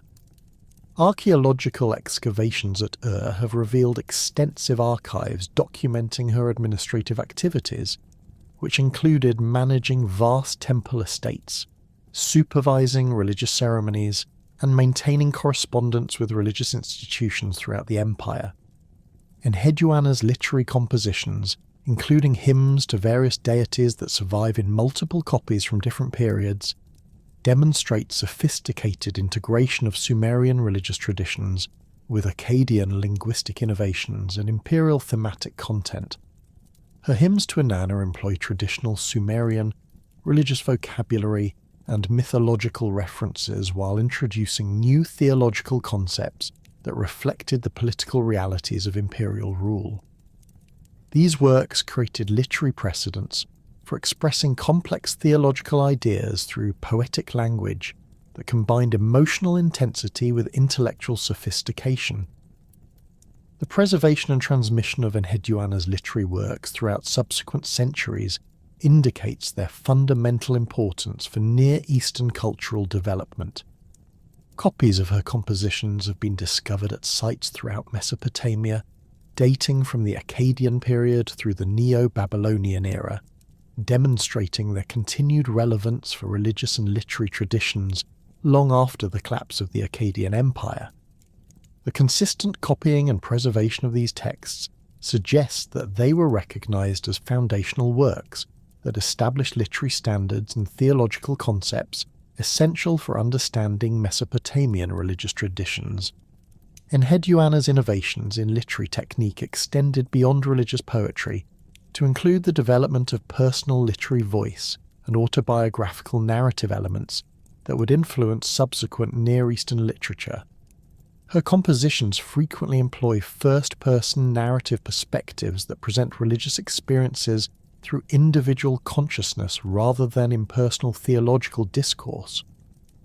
These literary techniques created more emotionally engaging religious texts, while establishing precedents for personal religious expression that would characterize much subsequent devotional literature. The administrative documents associated with Enheduanna's tenure as High Priestess reveal her role in implementing the cultural synthesis policies that characterized Akkadian imperial administration. Her correspondence with religious institutions throughout the empire documents systematic efforts to coordinate religious practices while respecting local traditions and preferences. These texts demonstrate the sophisticated diplomatic and administrative skills that enabled successful cultural integration across diverse territories, illustrating how individual leadership contributed to the broader cultural achievements of the Akkadian period. The educational systems that developed during the Akkadian period played crucial roles in transmitting the cultural synthesis that imperial policies had created, while training the administrative and religious personnel necessary for maintaining imperial unity. Archaeological excavations at major urban centres have revealed school buildings and educational archives that document systematic approaches to training scribes in both Sumerian and Akkadian languages, while providing instruction in religious traditions, legal procedures, and administrative techniques. These educational institutions created standardized curricula that ensured consistent training for imperial personnel while preserving the cultural knowledge necessary for effective governance. The bilingual nature of Akkadian education represented a fundamental innovation that enabled the systematic preservation and transmission of Sumerian cultural achievements while facilitating their integration with Akkadian innovations. Students learned to read and write both cuneiform, Sumerian, and Akkadian, developing linguistic capabilities that enabled them to function effectively in administrative and religious contexts that required knowledge of both cultural traditions. This bilingual education created a class of cultural specialists who possessed the knowledge and skills necessary for maintaining the cultural synthesis that strengthened imperial unity. Literary education during this period emphasized the memorization and copying of traditional texts while encouraging creative adaptation and innovation that reflected contemporary political and religious requirements. Students learned classical Sumerian literary works while producing new compositions that employed traditional techniques to address current themes and concerns. This educational approach preserved essential cultural knowledge while fostering continued literary development, creating conditions that enabled the remarkable cultural achievements that characterized the Akkadian Renaissance. The cultural synthesis achieved during the Akkadian period established foundations for Near Eastern civilization that would persist for millennia after the empire's political collapse. The integration of Sumerian and Akkadian traditions created cultural forms that combined the sophisticated achievements of both civilizations while introducing innovations that reflected the unique requirements and opportunities of imperial governance. These cultural achievements demonstrated that successful empire building required not merely military conquest and administrative efficiency, but also the cultural sensitivity and artistic patronage necessary for creating unified civilizations from diverse cultural materials. The economic infrastructure that sustained the Akkadian Empire represented one of humanity's first experiments in managing transcontinental commerce and resource distribution on an unprecedented scale. The empire's survival depended not merely on military conquest and administrative control, but on sophisticated economic systems that could generate sufficient wealth to fund imperial armies, bureaucracies, and monumental construction projects while maintaining the prosperity necessary to prevent widespread rebellion. Archaeological evidence from sites throughout the former Akkadian territories reveals the complexity of these economic arrangements, which integrated local production systems with long-distance trade networks spanning from the Indus Valley to Anatolia. The Akkadian control of major trade routes fundamentally transformed the economic geography of the ancient Near East by eliminating the fragmented political boundaries that had previously complicated long-distance commerce. Under the city-state system that preceded imperial unification, merchants conducting business between distant regions faced numerous political jurisdictions, each with distinct taxation systems, legal codes, and currency standards. A trader carrying goods from Mesopotamia to Anatolia might encounter a dozen different political authorities, each demanding tribute payments, customs duties, and compliance with local commercial regulations that varied significantly between territories. Imperial unification under Akkadian rule created, for the first time in recorded history, a single political authority controlling trade routes from the Persian Gulf to the Mediterranean Sea. This political integration enabled the implementation of standardized commercial practices across vast distances, while eliminating many of the transaction costs that had previously reduced the profitability of long-distance trade. Archaeological discoveries of merchant archives from sites like Kanesh in Anatolia and Susa in Elam document the sophisticated commercial relationships that developed under imperial protection, revealing trade networks of remarkable complexity and geographic scope. The merchant archive discovered at Kanesh provides particularly detailed insight into Akkadian commercial practices and the mechanisms through which imperial control facilitated long-distance trade.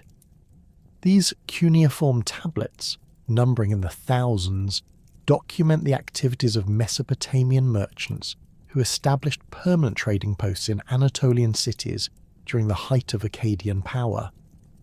The correspondence reveals sophisticated credit systems that enabled merchants to conduct business across thousands of miles without transporting large quantities of precious metals, reducing both transportation costs and security risks associated with long-distance commerce. These merchant documents describe complex partnership arrangements between Mesopotamian investors and local Anatolian traders, creating hybrid commercial enterprises that combined imperial capital with regional expertise. Mesopotamian partners typically provided initial investment capital and access to goods produced in imperial territories, while Anatolian associates contributed local market knowledge and established relationships with regional suppliers and customers. These partnerships enabled Akkadian merchants to penetrate local markets more effectively than would have been possible through purely external commercial relationships. The goods documented in these commercial archives reveal the extraordinary diversity of products that move through Akkadian trade networks. Mesopotamian merchants exported textiles, crafted metalwork and agricultural products including dates, barley and processed foods, while importing raw materials including copper, silver, gold and semi-precious stones that supplied imperial workshops and construction projects. The volume of these transactions, recorded in standardized units of measurement, indicates commercial activities on scales that dwarf earlier Mesopotamian trade relationships. Archaeological evidence from Tel Brak, one of the empire's most important commercial centers, illustrates how Akkadian administrators developed infrastructure specifically designed to support large-scale commercial activities. Excavations have revealed extensive warehouse complexes capable of storing thousands of tons of goods, along with administrative buildings housing the bureaucratic personnel necessary for managing complex import and export operations. These facilities included specialized storage areas for different types of commodities, with climate-controlled spaces for preserving textiles and organic materials alongside secure vaults for precious metals and luxury goods. The standardization of weights and measures across imperial territories represented one of the Akkadian Empire's most significant contributions to commercial development and economic integration. Previous Mesopotamian city-states had developed their own distinctive measurement systems based on local agricultural practices and traditional craft production methods.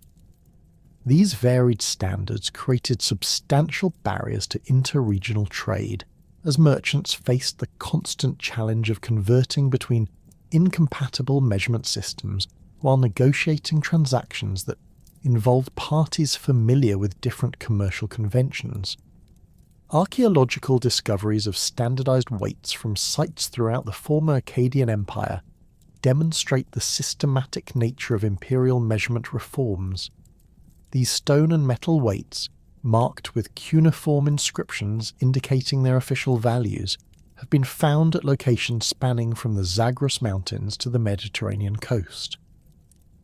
The consistency of these standards across such vast distances indicates centralized production and distribution systems that ensured uniform commercial practices throughout imperial territories. The implementation of standardized measurements required extensive bureaucratic coordination and ongoing administrative oversight to ensure compliance with imperial standards. Cuneiform tablets from various administrative centres document the appointment of official inspectors responsible for verifying the accuracy of weights and measures used in commercial transactions. These officials possessed authority to confiscate non-standard equipment and impose penalties on merchants who attempted to use unauthorized measurement devices, creating enforcement mechanisms that maintain the integrity of imperial commercial standards. The economic benefits of measurement standardization extended far beyond simple commercial convenience to include fundamental improvements in economic efficiency and market integration. Merchants could conduct transactions with confidence in distant markets, knowing that measurement standards would be consistent with those used in their home territories. This certainty reduced transaction costs while enabling more sophisticated commercial relationships, including long-term contracts and credit arrangements that would have been impossible under systems with incompatible measurement standards. The development of standardized currency systems complemented measurement reforms and further facilitated economic integration across imperial territories. While true coinage would not appear in the Near East for several more centuries, Akkadian administrators established conventional values for silver and barley that functioned as imperial currency standards. These standardized values enabled merchants to conduct complex transactions using universally recognized exchange rates, eliminating much of the uncertainty and negotiation that had previously characterized interregional commerce. Administrative records from Gutian and other major commercial centers document the systematic implementation of these currency standards through official exchange rate tables that specify the relative values of different commodities in terms of silver and barley equivalents. These tables were regularly updated to reflect changing market conditions while maintaining overall stability in exchange relationships. The preservation of multiple copies of these documents at sites throughout the empire indicates their widespread distribution and practical importance for commercial activities. The emergence of merchant classes in major urban centres represented both a consequence and a driving force of imperial economic development. The expansion of long-distance trade created unprecedented opportunities for individual accumulation of wealth through commercial activities, leading to the development of professional merchant communities that possess substantial economic resources and political influence. Archaeological evidence from residential areas in cities like Ur and Babylon reveals the construction of elaborate private houses during the Akkadian period, indicating the prosperity that successful merchants achieved through participation in imperial trade networks. These merchant communities developed sophisticated business practices that enabled them to manage complex commercial operations across vast distances. Partnership agreements documented in contemporary archives reveal elaborate risk-sharing arrangements that distributed the costs and benefits of long-distance trade among multiple investors.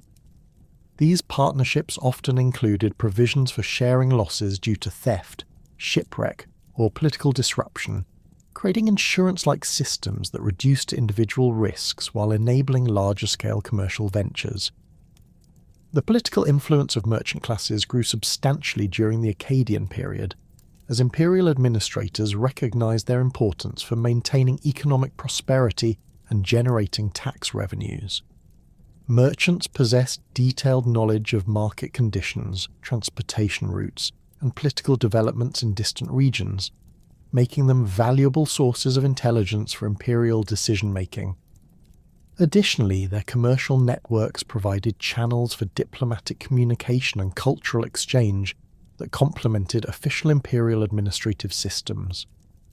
Resource extraction from conquered territories represented a crucial component of imperial economic strategy, providing both raw materials for imperial workshops and tribute revenues that funded governmental operations. The systematic exploitation of mineral resources from regions like the Zagros Mountains and Anatolia enabled Akkadian craftsmen to produce luxury goods on unprecedented scales, while generating surpluses that supported imperial military forces and administrative bureaucracies.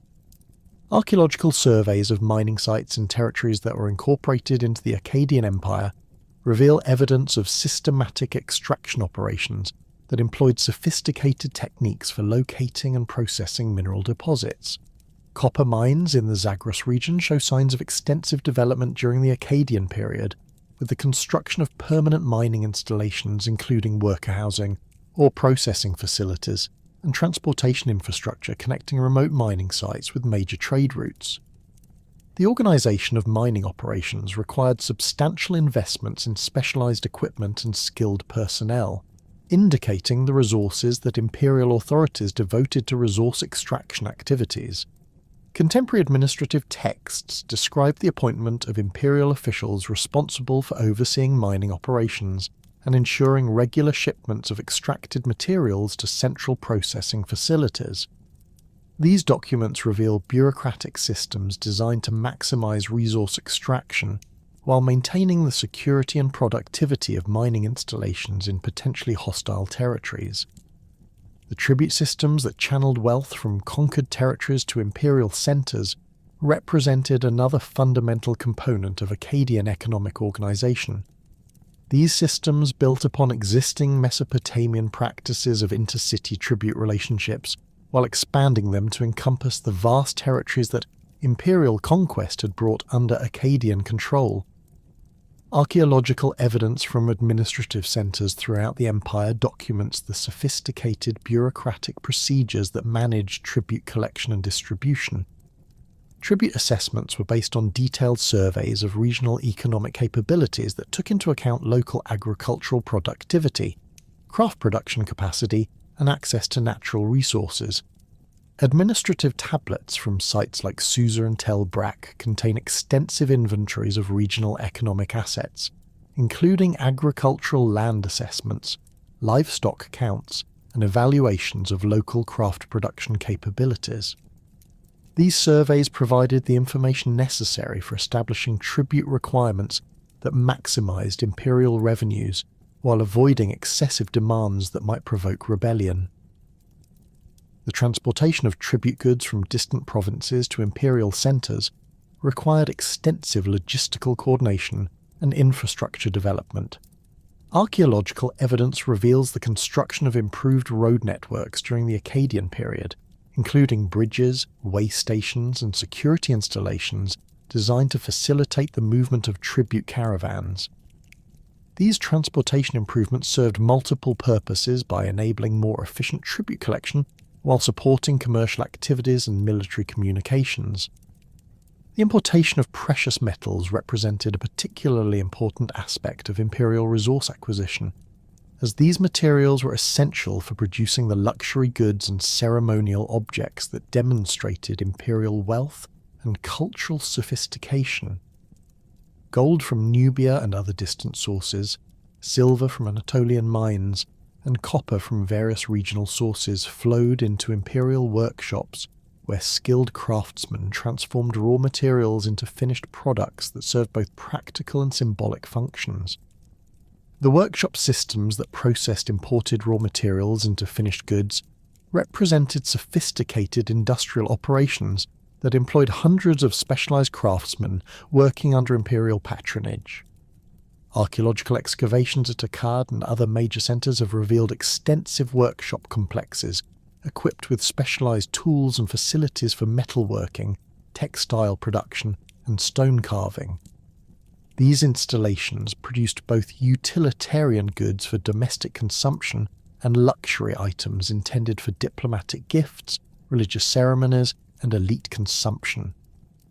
The management of imperial workshops required detailed knowledge of production techniques, quality control procedures, and market demands that enabled administrators to coordinate complex manufacturing operations. Administrative archives document sophisticated inventory systems that tracked raw material inputs, work in progress, and finished product outputs, while maintaining quality standards that ensured imperial goods met the expectations of elite consumers. These management systems represented early examples of industrial organization that would influence manufacturing practices for centuries.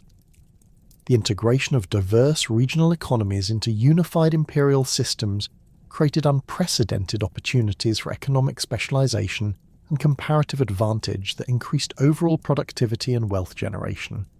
Different regions within the empire developed specialized production capabilities based on their natural resources, traditional skills, and geographic advantages. Mesopotamian cities focused on textile production and agricultural processing. Anatolian centres specialised in metalworking, while coastal regions developed maritime commerce and fishing industries.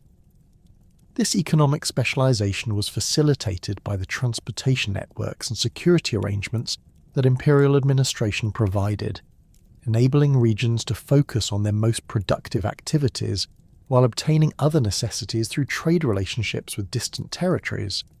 The resulting increases in economic efficiency generated surpluses that supported population growth, urbanization, and cultural development throughout imperial territories.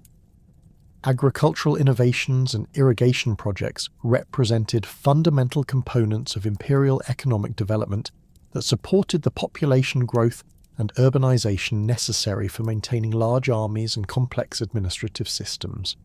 The Akkadian Empire inherited sophisticated irrigation systems from its Sumerian predecessors, but expanded and improved these networks to support larger populations and more intensive agricultural production. Archaeological surveys of irrigation systems in southern Mesopotamia reveal extensive construction and maintenance activities during the Akkadian period, including the excavation of new canals, the repair of existing waterworks, and the development of more sophisticated water management techniques. These projects required massive labour investments and sophisticated engineering capabilities that demonstrated the organisational resources that imperial administration could mobilise for economic development purposes. The management of complex canal systems required detailed coordination between multiple administrative levels and geographic regions, as irrigation networks often crossed political boundaries and affected the interests of numerous communities. Administrative tablets document elaborate procedures for allocating water rights, coordinating maintenance activities, and resolving disputes between different users of shared irrigation systems. These management systems represented early examples of large-scale resource management that balance competing interests while maintaining overall system efficiency. The agricultural crises that struck Mesopotamia around 2200 BCE created conditions of unprecedented vulnerability for the Akkadian Empire, weakening the economic foundations that had sustained imperial unity for over a century.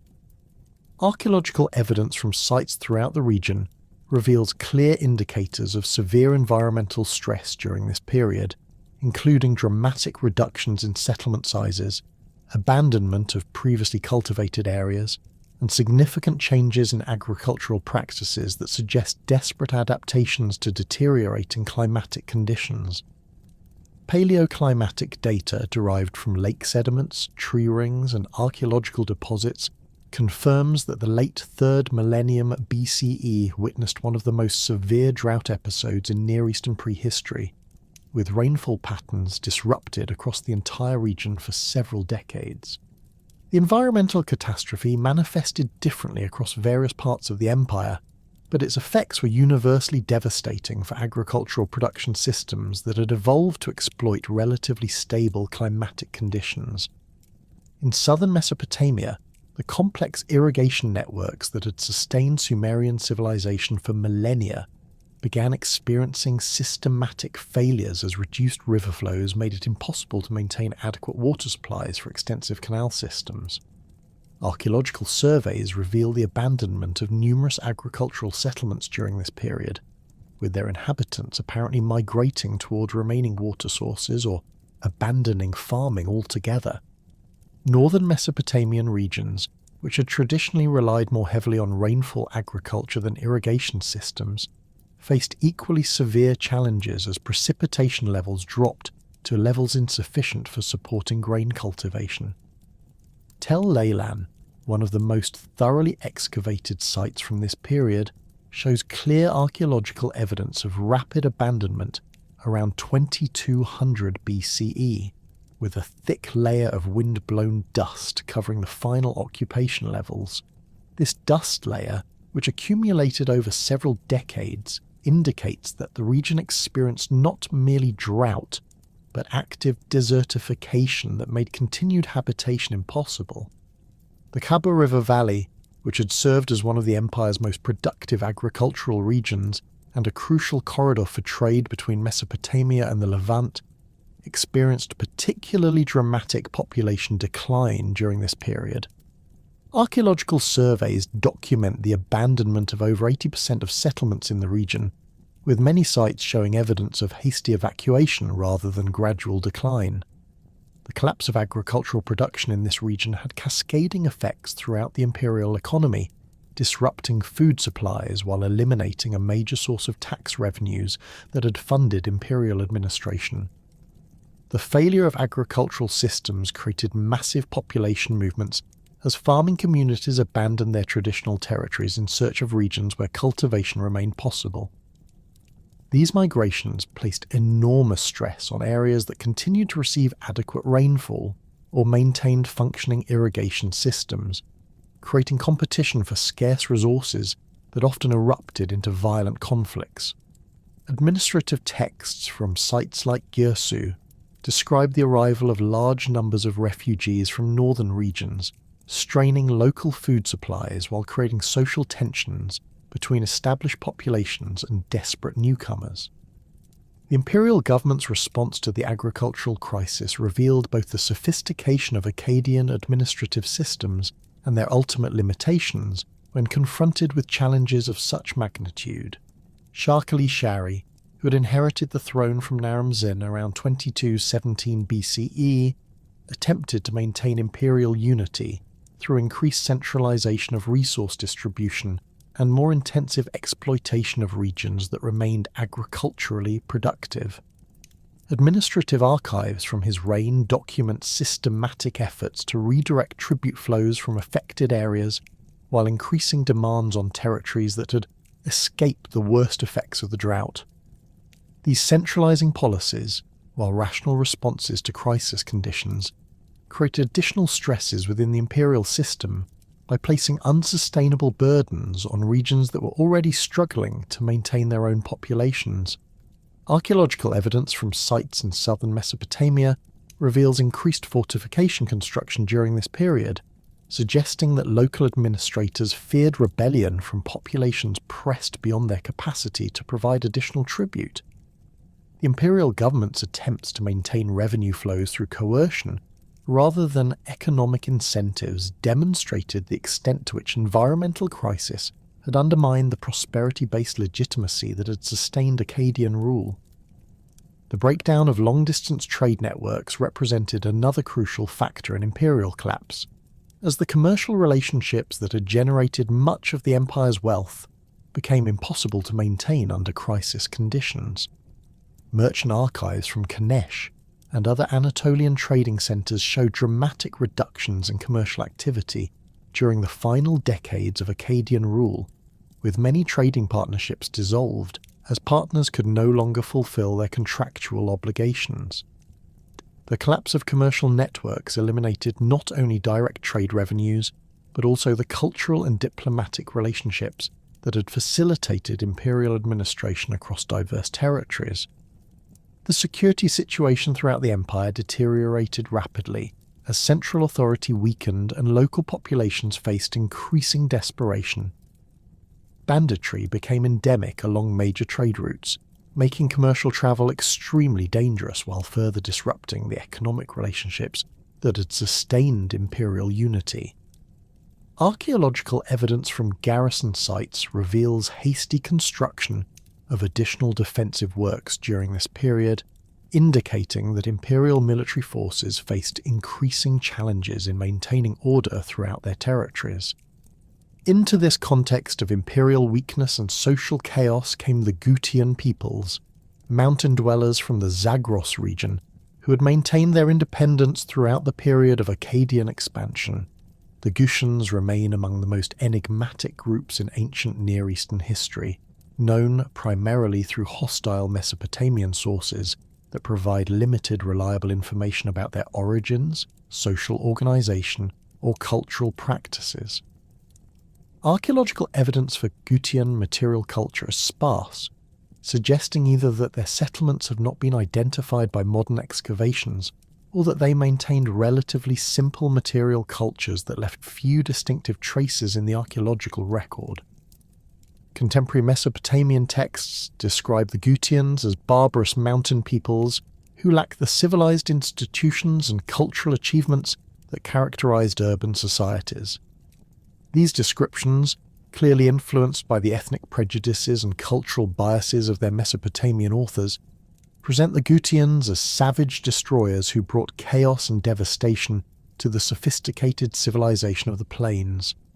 However, the success of Gutian military campaigns and their ability to maintain control over conquered territories for several decades suggests that they possessed more sophisticated organizational capabilities than their enemies were willing to acknowledge. The Gutian homeland in the Zagros Mountains had provided them with natural defences against Akkadian expansion, while enabling them to maintain detailed knowledge of Mesopotamian political and military developments through trade relationships and border contacts. Their mountain environment had also fostered military skills particularly suited to the type of irregular warfare that proved effective against imperial forces weakened by internal crisis and resource shortages. Gutian warriors were accustomed to difficult terrain, harsh weather conditions, and the mobility required for successful raids against settled populations. The initial Gutian incursions into Mesopotamian territories appear to have begun as opportunistic raids designed to exploit the weakening of imperial border defences rather than coordinated campaigns aimed at territorial conquest. Archaeological evidence from sites along the Mesopotamian Zagros frontier reveals increasing signs of violent destruction during the later years of Shah Kali Shari's reign, with many settlements showing evidence of sudden abandonment following attacks that destroyed defensive installations and administrative buildings. These early raids achieved remarkable success due to the deteriorating condition of imperial military forces, which had been weakened by reduced funding, supply shortages, and the demands of maintaining order in multiple crisis regions simultaneously. The professional army that had enabled Akkadian expansion under Sargon and his successors required substantial resources for equipment, training, and maintenance that the crisis-stricken imperial government could no longer provide consistently. Archaeological evidence from military installations reveals declining standards of equipment and construction quality during the final decades of Akkadian rule. The psychological impact of successful Gutian raids extended far beyond their immediate military effects, demonstrating to subject populations throughout the empire that Akkadian military power was no longer invincible. The divine kingship ideology that had legitimized imperial rule under Naram-Sin depended heavily on perceptions of supernatural protection and invincible military might. Gutian victories challenged these fundamental assumptions while providing concrete evidence that imperial authority could be successfully resisted. The Gutian military organization appears to have been based on tribal structures that enabled rapid mobilization of warriors while maintaining the flexibility necessary for conducting effective guerrilla campaigns against conventional armies. Unlike the professional military forces that had characterized Akkadian expansion, Gutian armies consisted primarily of tribal warriors who could be assembled quickly for specific campaigns before dispersing back to their communities. This organizational structure made it difficult for imperial forces to engage Gutian armies in decisive battles, while enabling the mountain peoples to maintain military pressure across wide geographic areas. The weapons and tactics employed by Gutian forces reflected their mountain origins and the requirements of irregular warfare against superior numbers of better-equipped opponents. Archaeological evidence suggests that Gutian warriors relied heavily on archery, using composite bows that provided superior range and penetrating power compared to the simple bows still used by many Mesopotamian forces. Their knowledge of mountain terrain enabled them to establish defensive positions that negated the advantages of Akkadian siege equipment, while forcing imperial armies to fight under conditions that favoured mobile defenders.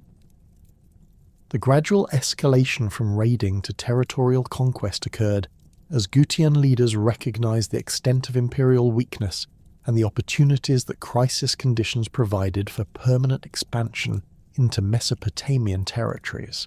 The success of initial raids had demonstrated that imperial military responses were inadequate, while providing Gutian forces with captured equipment and intelligence about Mesopotamian defensive capabilities. Archaeological evidence from sites in the Diyala River Valley shows systematic Gutian occupation of previously imperial territories, with the construction of new fortifications designed according to mountain architectural traditions. The Gutian conquest of major Mesopotamian cities required adequate adaptations of their traditional military methods to address the challenges of siege warfare against fortified urban centres.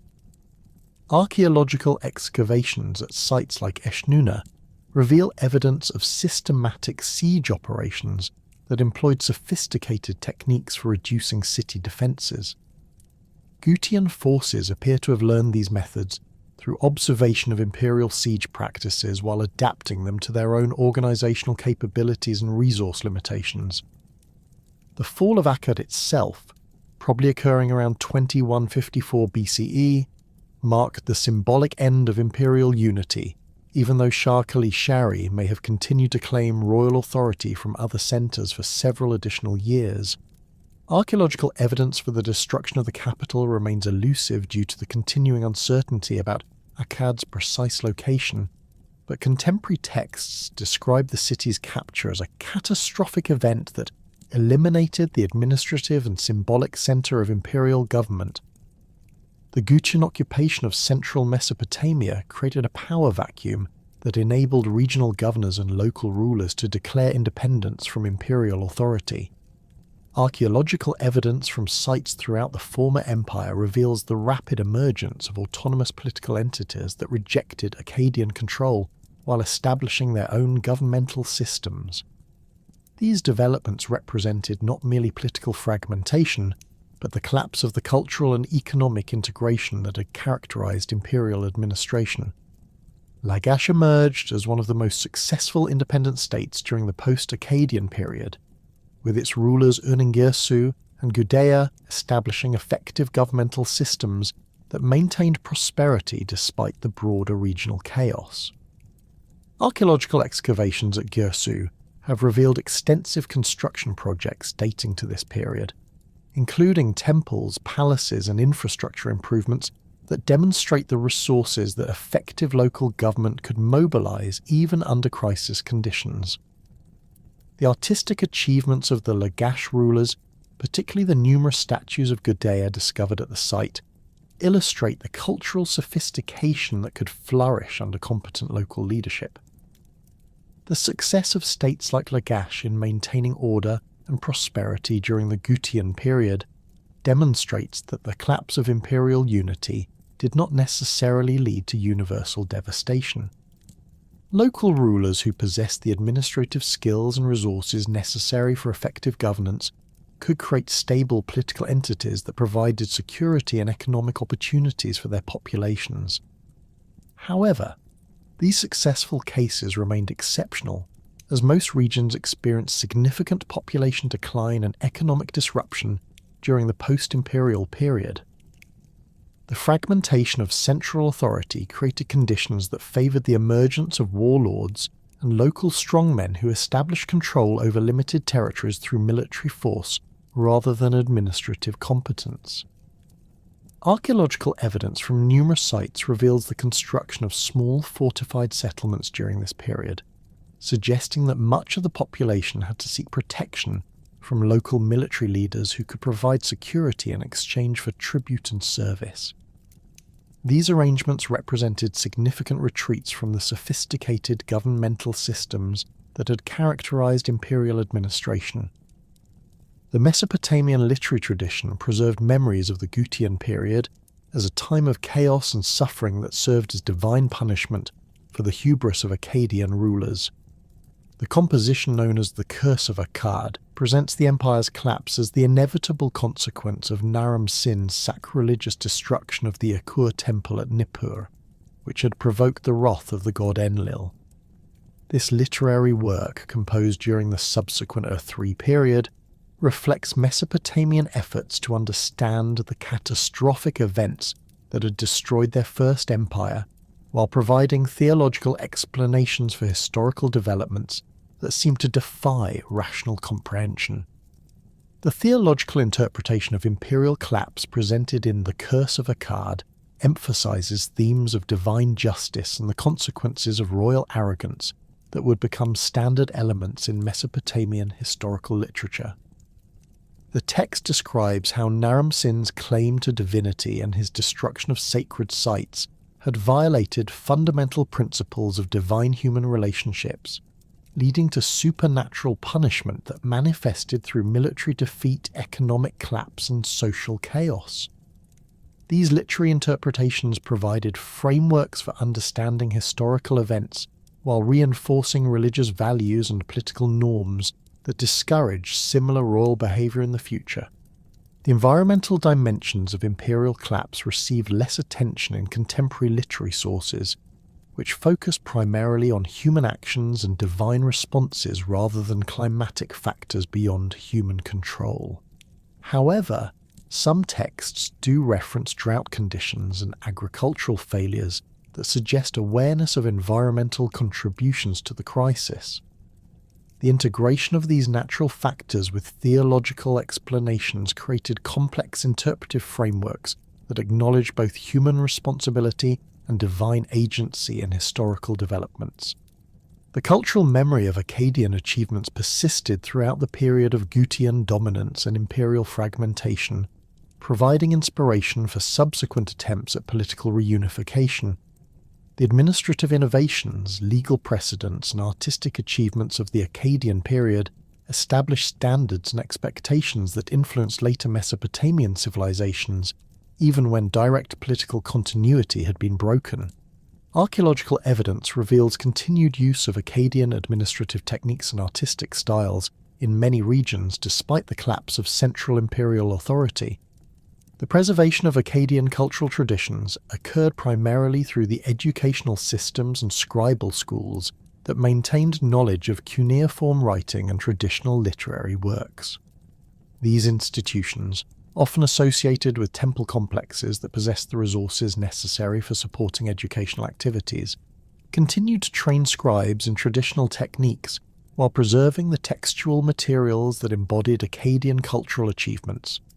The survival of these educational traditions enabled the transmission of imperial precedents to subsequent generations who would eventually attempt to restore unified government to Mesopotamia. The gradual recovery from the crisis of the late 3rd millennium BCE required several centuries of political experimentation and cultural adaptation before stable governmental systems could be re-established. The 3rd dynasty of Ur, which emerged around 2112 BCE, represented the first successful attempt to restore unified control over Mesopotamian territories, but even this achievement proved temporary. The lessons learned from Akkadian imperial collapse influenced subsequent approaches to governance, leading to administrative innovations designed to prevent similar catastrophic failures while maintaining the benefits of political unification. The century that followed the collapse of Akkadian imperial authority witnessed profound transformations in Mesopotamian civilization as the Gutian peoples established their dominance over the former imperial heartland while indigenous populations adapted to radically altered political and economic conditions. The Gutian period, spanning approximately from 2154 to 2047 BCE, represents one of the most poorly documented yet significant phases in early Mesopotamian history, characterized by the systematic disruption of established urban hierarchies, the fragmentation of long-distance trade networks, and the gradual emergence of new forms of political organization that would ultimately enable the restoration of unified government under the 3rd dynasty of Ur. Archaeological evidence from sites throughout Mesopotamia reveals the dramatic impact of Gutian occupation on urban settlement patterns and economic activities. Major cities that had flourished under Akkadian rule experienced significant population decline as administrative functions were disrupted and commercial networks collapsed.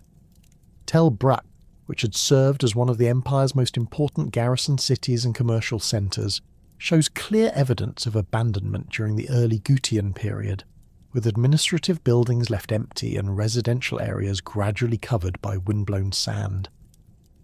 The massive palace complex constructed during Naram-Sin's reign was systematically dismantled, with valuable building materials apparently removed for use in other construction projects. The disruption of urban centres extended beyond simple abandonment to include fundamental changes in the organisation of remaining settlements. Archaeological surveys reveal the emergence of smaller, more dispersed communities that replaced the concentrated urban populations characteristic of the Akkadian period. These new settlement patterns reflected both the security concerns of populations living under unstable political conditions and the breakdown of the economic specialization that had sustained large urban centers. Communities that had previously focused on craft production or administrative functions were forced to become more self-sufficient as the trade networks that had supplied their needs disappeared. The Gutian administrative system, insofar as it can be reconstructed from fragmentary evidence, appears to have been based on tribute extraction, rather than the sophisticated bureaucratic structures that characterized Akkadian imperial government. Contemporary texts describe Gutian rulers demanding regular payments from subject populations while providing minimal governmental services in return. This exploitative approach created conditions of chronic instability, as local populations faced increasing economic burdens without receiving the security infrastructure maintenance or dispute resolution services that had justified imperial taxation under previous regimes. The linguistic evidence for Gutian administration remains extremely limited, with most official documents from this period written in Akkadian by Mesopotamian scribes working under Gutian oversight. This suggests that the mountain peoples lacked their own literate administrative traditions and were forced to rely on existing Mesopotamian bureaucratic personnel to manage the territories they had conquered. The continuation of Akkadian as the administrative language, despite the political dominance of non-Akkadian rulers, demonstrates the practical difficulties of governing complex urban societies without adopting their existing institutional frameworks. Trade networks that had connected Mesopotamia with distant regions experienced systematic collapse during the Gutian period, as political instability made long-distance commerce increasingly dangerous and unprofitable. Merchant archives from Anatolian trading centres show dramatic reductions in commercial correspondence with Mesopotamian partners, with many trading relationships simply disappearing from the documentary record. The standardized weights and measures that had facilitated imperial commerce were no longer enforced consistently, creating additional barriers to trade as merchants faced uncertainty about commercial standards in different territories. The collapse of long-distance trade had cascading effects throughout Mesopotamian society, eliminating not only the luxury goods that had sustained elite lifestyles, but also the raw materials necessary for craft production and the agricultural tools required for maintaining intensive cultivation. Archaeological evidence from workshop areas in major cities reveals the abandonment of specialized production facilities, as craftsmen could no longer obtain the materials necessary for their trades. Metalworking shops that had previously produced elaborate weapons and ceremonial objects were reduced to recycling existing metal objects, while textile production declined dramatically due to the disruption of trade routes that had supplied raw materials and dyes. The agricultural systems that had sustained Mesopotamian civilization faced additional challenges beyond those created by the earlier climatic crisis. The breakdown of central authority meant that the complex irrigation networks required for intensive agriculture no longer received systematic maintenance and coordination. Canal systems that crossed territorial boundaries became sources of conflict between competing local authorities, with upstream communities sometimes deliberately disrupting water flows to disadvantage their downstream neighbours. Archaeological surveys of irrigation systems in southern Mesopotamia reveal extensive damage and abandonment during this period, with many canals silting up due to lack of maintenance. Local populations adapted to these challenging conditions through various survival strategies that emphasized self-sufficiency and defensive capabilities over the economic specialization that had characterized urban civilization during the imperial period. Archaeological evidence reveals the construction of numerous small fortified settlements during the Gutian period, typically positioned on elevated ground with defensive walls and limited access routes. These fortifications provided protection for local populations while enabling them to control access to remaining agricultural resources and water sources. The social structures that emerged during this period reflected the militarization of society and the breakdown of the complex hierarchies that had characterized imperial administration. Local strongmen who could provide military protection established themselves as rulers of small territories, creating political arrangements based on personal loyalty and military service, rather than the bureaucratic competence and legal authority that had legitimized imperial government. These arrangements often proved unstable as competing warlords fought for control over limited resources, creating cycles of violence that further disrupted economic recovery. Despite the overall decline in urban civilization during the Gutian period, some regions managed to maintain relatively stable and prosperous conditions through effective local leadership and favourable geographic circumstances. The city-state of Lagash, located in southern Mesopotamia, emerged as the most successful example of indigenous resistance to Gutian domination and the preservation of traditional Mesopotamian governmental practices. Under the leadership of rulers like Urningirsu and later Gudea, Lagash maintained its independence while implementing administrative and cultural policies that demonstrated the continued vitality of Sumerian civilization. Archaeological excavations at Girsu, the religious centre of the Lagash state, have revealed extensive construction projects dating to the Gutian period that demonstrate the resources and organisational capabilities that effective local government could mobilise, even under adverse regional conditions. The temple complex dedicated to the god Ningirsu underwent major renovations during this period, with the construction of new shrine buildings, administrative facilities, and ceremonial courtyards that employed traditional Sumerian architectural techniques while incorporating innovative design elements. These construction projects required the coordination of hundreds of workers over several years, indicating the persistence of sophisticated administrative capabilities despite the broader regional chaos.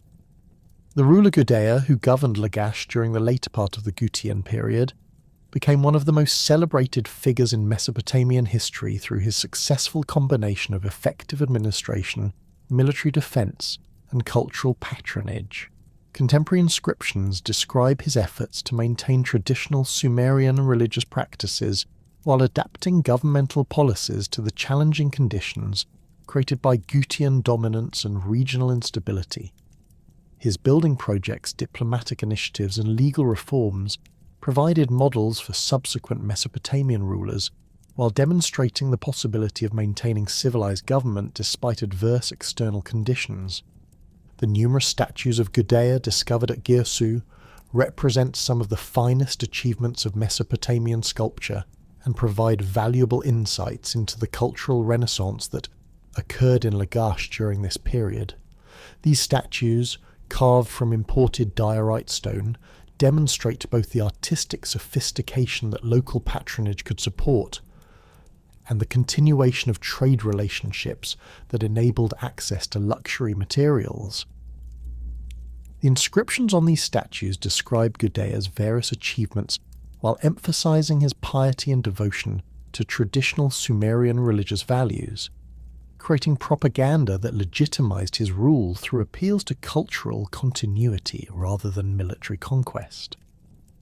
The artistic program employed in Gudea's statues reveals sophisticated understanding of traditional Mesopotamian iconographic conventions combined with innovations that reflected contemporary political realities. The ruler is consistently portrayed in traditional poses of prayer and devotion, emphasizing his role as an intermediary between divine and human realms, rather than claiming the divine status that had characterized Akkadian imperial ideology. This iconographic approach appealed to populations who had experienced the consequences of royal hubris, while providing religious legitimacy for effective secular government. The administrative documents from Gudea's reign reveal sophisticated governmental systems that maintained many of the innovations developed during the Akkadian period while adapting them to the reduced territorial scope and resources available to a city-state government.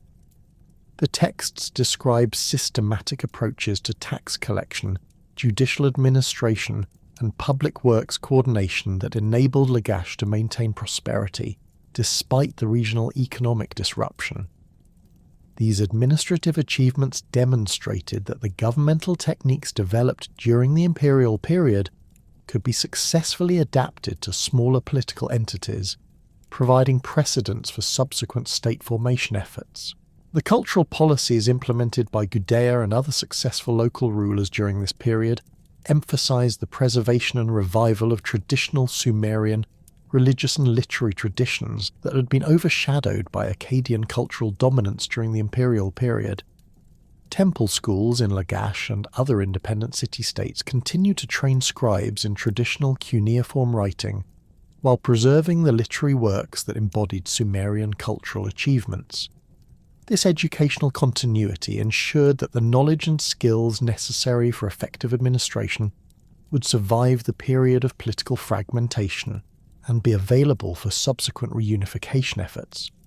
The literary works produced during the Gutian period reveal complex attitudes toward the imperial past and contemporary political conditions. Compositions like The Curse of Akkad presented the collapse of imperial authority as divine punishment for royal arrogance, while implicitly arguing for the superiority of traditional Sumerian governmental practices. These texts served both as historical interpretations of recent events and as political arguments for particular approaches to governance that emphasized religious piety and respect for traditional institutions over imperial ambition and cultural innovation. The gradual weakening of Gutian control over Mesopotamian territories occurred through a combination of internal conflicts among Gutian leaders and the growing strength of indigenous resistance movements. Archaeological evidence suggests that Gutian political organization remained essentially tribal throughout their period of dominance, with different clan leaders controlling separate territories and maintaining only loose coordination among themselves. This decentralized structure, while effective for initial conquest and raiding activities, proved inadequate for long-term governance of complex urban societies that required consistent administrative oversight and resource coordination. The conflicts between different Gutian factions created opportunities for Mesopotamian populations to reassert their independence and challenge mountain domination. Local rulers who had maintained their positions under Gutian oversight began expanding their territories and reducing their tribute obligations as central Gutian authority weakened. Archaeological evidence from sites throughout Mesopotamia reveals increasing construction of defensive fortifications during the later Gutian period, suggesting that local populations were preparing for military conflicts that would determine their future political status. The emergence of Utu-Hagel of Uruk as a leader of Mesopotamian resistance against Gutian rule represented a crucial turning point that would ultimately lead to the restoration of unified government under indigenous control. Contemporary inscriptions describe Utu-Hagel as a champion of Sumerian civilization who received divine support for his efforts to expel the foreign invaders and restore traditional governmental practices. His military campaigns against Gutian forces employed tactics that combined traditional Mesopotamian siege warfare with guerrilla techniques adapted from the mountain peoples themselves. The success of Utu-Hagel's rebellion against Gutian authority around 2047 BCE marked the beginning of Mesopotamian recovery from over a century of foreign domination and political fragmentation. His victory at the battle near Adab, where Gutian forces under their king Tiragan were decisively defeated, demonstrated that indigenous Mesopotamian populations possessed the military capabilities and organizational resources necessary for overthrowing their foreign rulers. The capture of Tiragan and his subsequent execution at Nippur provided symbolic closure to the period of Gutian dominance, while establishing Utu-Hagel's legitimacy as a restorer of traditional Mesopotamian civilization. The brief reign of Utu-Hagel, lasting only 7 years, nevertheless established crucial precedents for the restoration of unified government that would be fully realized under his successor, Ur-Nammu, founder of the third dynasty of Ur. Archaeological evidence from Uruk reveals extensive construction projects during Utu-Hagel's reign, including the repair of defensive walls, the restoration of temple complexes, and the reconstruction of administrative buildings that had been damaged during the period of Gutian occupation. These projects demonstrated both the resources that effective leadership could mobilize and the popular support that existed for efforts to restore traditional Mesopotamian governmental institutions. The administrative innovations implemented during Utu-Hagel's reign reflected lessons learned from both the successes and failures of previous governmental systems, His officials developed new approaches to provincial administration that balanced central coordination with local autonomy, avoiding both the excessive centralization that had contributed to Akkadian imperial collapse and the fragmentation that had characterized the Gutian period. These governmental experiments provided foundations for the more systematic administrative reforms that would be implemented under the Third Dynasty of Ur. The archaeological evidence for continuity and change during the post-Akkadian period reveals complex patterns of cultural adaptation that combined preservation of traditional practices with innovations necessitated by altered political and economic conditions. Settlement patterns show gradual recovery of urban populations as security improved and trade networks were re-established. But the new cities that emerged often differed significantly from their Akkadian predecessors in size, organisation and economic functions. The concentration of population in fewer, larger centres reflected both security considerations and the reduced resources available for supporting dispersed urban networks. Material culture during the recovery period demonstrates selective preservation of Akkadian innovations combined with revival of earlier Sumerian traditions that had been overshadowed during the imperial period. Pottery production shows continuation of some standardized forms developed during Akkadian rule while reintroducing decorative techniques and vessel types characteristic of pre-imperial Sumerian culture. This combination created hybrid material cultures that reflected the complex cultural negotiations occurring as Mesopotamian society adapted to post-imperial conditions. The administrative practices that emerged during the recovery period incorporated lessons learned from the imperial experiment while adapting to the reduced territorial scope and resources available to the new political entities. Legal documents from this period show continuation of property law innovations introduced during the Akkadian period, including recognition of private land ownership and sophisticated commercial contracts, while religious and ceremonial practices emphasize traditional Sumerian forms that have been maintained in temple institutions throughout the period of foreign domination.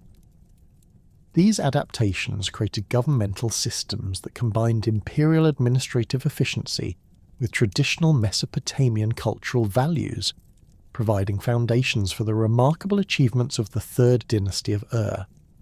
The collapse of Akkadian political authority did not erase the profound transformations that the world's first multi-ethnic empire had introduced to human civilization.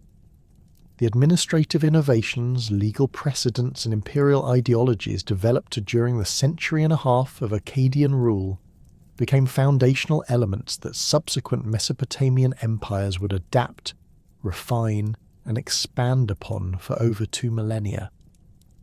The Babylonian Empire, emerging in the early 2nd millennium BCE under Hammurabi, inherited and systematically developed Akkadian approaches to provincial administration, incorporating the empire's methods of governing diverse populations while expanding the legal frameworks that Akkadian administrators had pioneered. Archaeological excavations at Babylon have revealed administrative archives that demonstrate direct continuity with Akkadian bureaucratic practices, including standardized record-keeping systems, provincial reporting procedures, and taxation methods that closely paralleled those developed under Sargon and his successors. The famous Code of Hammurabi, carved on a black diorite stele around 1750 BCE, incorporated legal principles that had first been systematized during the Akkadian period, including concepts of proportional justice, commercial contract enforcement, and property rights that reflected the empire's innovations in managing complex economic relationships across diverse territories. The Assyrian Empire, which would eventually surpass even Akkadian territorial achievements, adopted wholesale the imperial administrative structures that had enabled Akkadian control over vast distances and diverse populations. Assyrian provincial administration employed the same basic framework of appointed governors, standardized tribute collection, and military garrison systems that had characterized Akkadian imperial governance. The royal inscriptions of Assyrian kings like Tiglath-Pileser III and Sargon II explicitly acknowledged their debt to Akkadian precedents, with several rulers adopting the name Sargon in conscious imitation of the great Akkadian conqueror.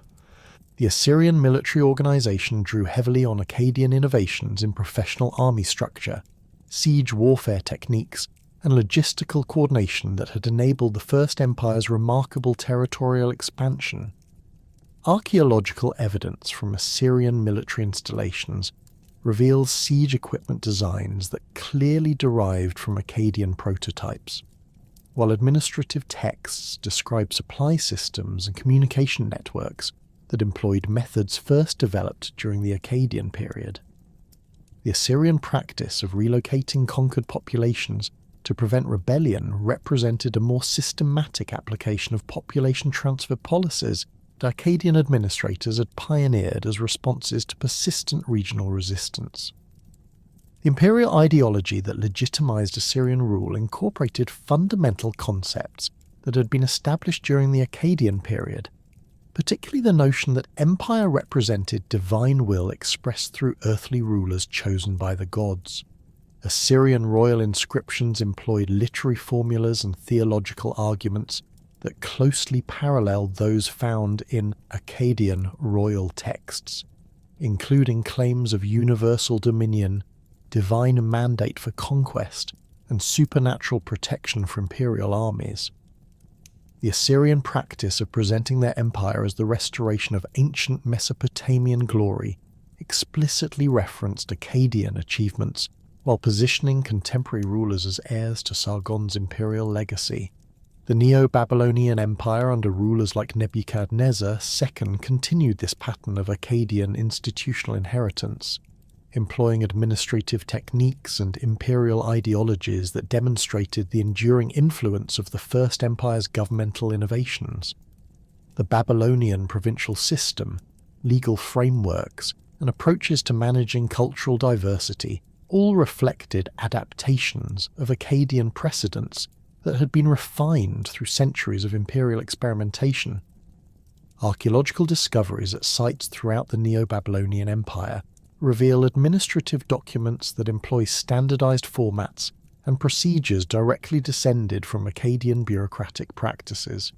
The Persian Empire, despite its Indo-European origins and distinctive cultural traditions, adopted many of the administrative innovations that had enabled Mesopotamian imperial success. The Persian satrap system of provincial governance employed organizational principles that had been pioneered during the Akkadian period, including the appointment of royal governors, standardized tribute collection, and the integration of local elites into imperial administrative structures. Cyrus the Great's famous cylinder, proclaiming his respect for local traditions and religious practices, reflected the same pragmatic approach to cultural diversity that had characterized successful Akkadian imperial administration. The preservation and transmission of the Akkadian language represents perhaps the most remarkable testament to the empire's lasting influence on ancient Near Eastern civilization. Despite the political collapse of Akkadian imperial authority around 2154 BCE, the Akkadian language continued to serve as the diplomatic lingua franca throughout the ancient Near East for over a millennium, facilitating international communication and cultural exchange across vast geographic distances and diverse political entities. The diplomatic archives discovered at Tel El Amarna in Egypt, dating to the 14th century BCE, provide extraordinary evidence of Akkadians' continued importance in international relations nearly 8 centuries after the empire's collapse. These cuneiform tablets, numbering in the hundreds, document correspondence between the Egyptian pharaoh and rulers throughout the Near East, including kings of Babylon, Assyria, Mitanni, and various Levantine city-states. The consistent use of Akkadian for these diplomatic communications, even when none of the corresponding rulers were ethnically Akkadian, demonstrates the language's status as the accepted medium for international diplomacy. The Amarna letters reveal sophisticated diplomatic protocols and legal concepts that had been established during the original Akkadian period and subsequently became standard practices in Near Eastern international relations. Treaties, trade agreements, and diplomatic negotiations employed terminology and conceptual frameworks that derived directly from Akkadian legal and administrative traditions. The survival of these linguistic and conceptual systems across centuries of political change illustrates the profound impact that the First Empire had on the development of international law and diplomatic practice. Archaeological discoveries at sites throughout the ancient Near East have revealed the remarkable geographic extent of Akkadian linguistic influence. Cuneiform tablets written in Akkadian have been found at locations ranging from Anatolia to Iran, from the Caucasus to the Arabian Peninsula, indicating the language's use in commercial, administrative, and religious contexts far beyond its original Mesopotamian homeland. The standardization of cuneiform writing systems that had been achieved during the Akkadian period enabled this linguistic spread while facilitating cultural exchange across diverse civilizations. The literary traditions that developed during the Akkadian period established narrative conventions and thematic frameworks that would influence Near Eastern literature for millennia. The Epic of Gilgamesh, though achieving its final form during later periods, incorporated narrative elements and literary techniques that had been pioneered in Akkadian, royal inscriptions and religious texts. The themes of heroic kingship, divine favour, and imperial destiny that characterize this foundational work of world literature reflect ideological concepts that had been systematically developed during the Akkadian period. Religious texts composed in Akkadian continued to be copied, studied, and adapted throughout the ancient Near East long after the empire's political collapse. Hymns, prayers, and mythological narratives originally composed during the Akkadian period provided models for subsequent religious literature while preserving theological concepts that influenced the development of Mesopotamian, Levantine, and Anatolian religious traditions. The goddess Ishtar, whose cult had been systematically promoted throughout the Akkadian Empire, became one of the most widely worshipped deities in the ancient world, with temples and devotees extending from India to the Mediterranean. The educational systems that had been established to train Akkadian imperial administrators created institutional frameworks for preserving and transmitting cuneiform literacy that persisted for over 2 millennia. Scribal schools throughout Mesopotamia continued to teach Akkadian language and literature alongside local languages, creating multilingual educational curricula that enabled cultural continuity across political transitions. Archaeological excavations at educational sites have revealed school texts and practice tablets that demonstrate the systematic preservation of Akkadian literary works, legal formulas, and administrative procedures that have been developed during the imperial period. The rediscovery of Akkadian civilization by modern scholarship represents one of archaeology's most dramatic success stories, revealing a lost empire whose achievements had been largely forgotten until 19th century excavations began uncovering the material remains of this foundational civilization. The decipherment of cuneiform writing during the mid-19th century enabled scholars to read Akkadian texts for the first time in over a millennium, opening entirely new perspectives on ancient Near Eastern history and the development of human civilization. The pioneering excavations conducted by Paul Emile Botta at Khorsabad and Austin Henry Layard at Nimrud during the 1840s and 1850s first brought Akkadian material culture to European attention, though the excavators initially misidentified their discoveries as Assyrian, rather than recognizing the earlier Akkadian origins of many artistic and architectural traditions. The systematic excavation of Mesopotamian sites during the late 19th and early 20th centuries gradually revealed the chronological sequence that placed the Akkadian Empire as the earliest known imperial civilization, fundamentally revising understanding of ancient history. The discovery of the victory stele of Naram-Sin at Susa in 1898 provided dramatic visual evidence of Akkadian imperial achievements, while demonstrating the artistic sophistication that imperial patronage had fostered.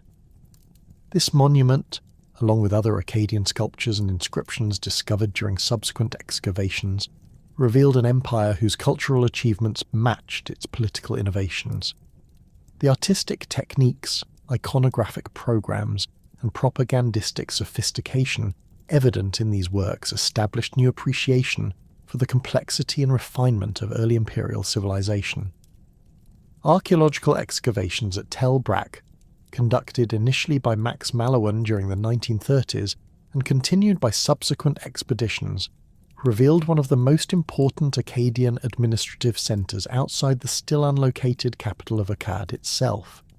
The massive palace complex discovered at the site, along with thousands of cuneiform tablets documenting imperial administrative activities, provided unprecedented insight into the practical mechanisms through which the First Empire had governed its vast territories.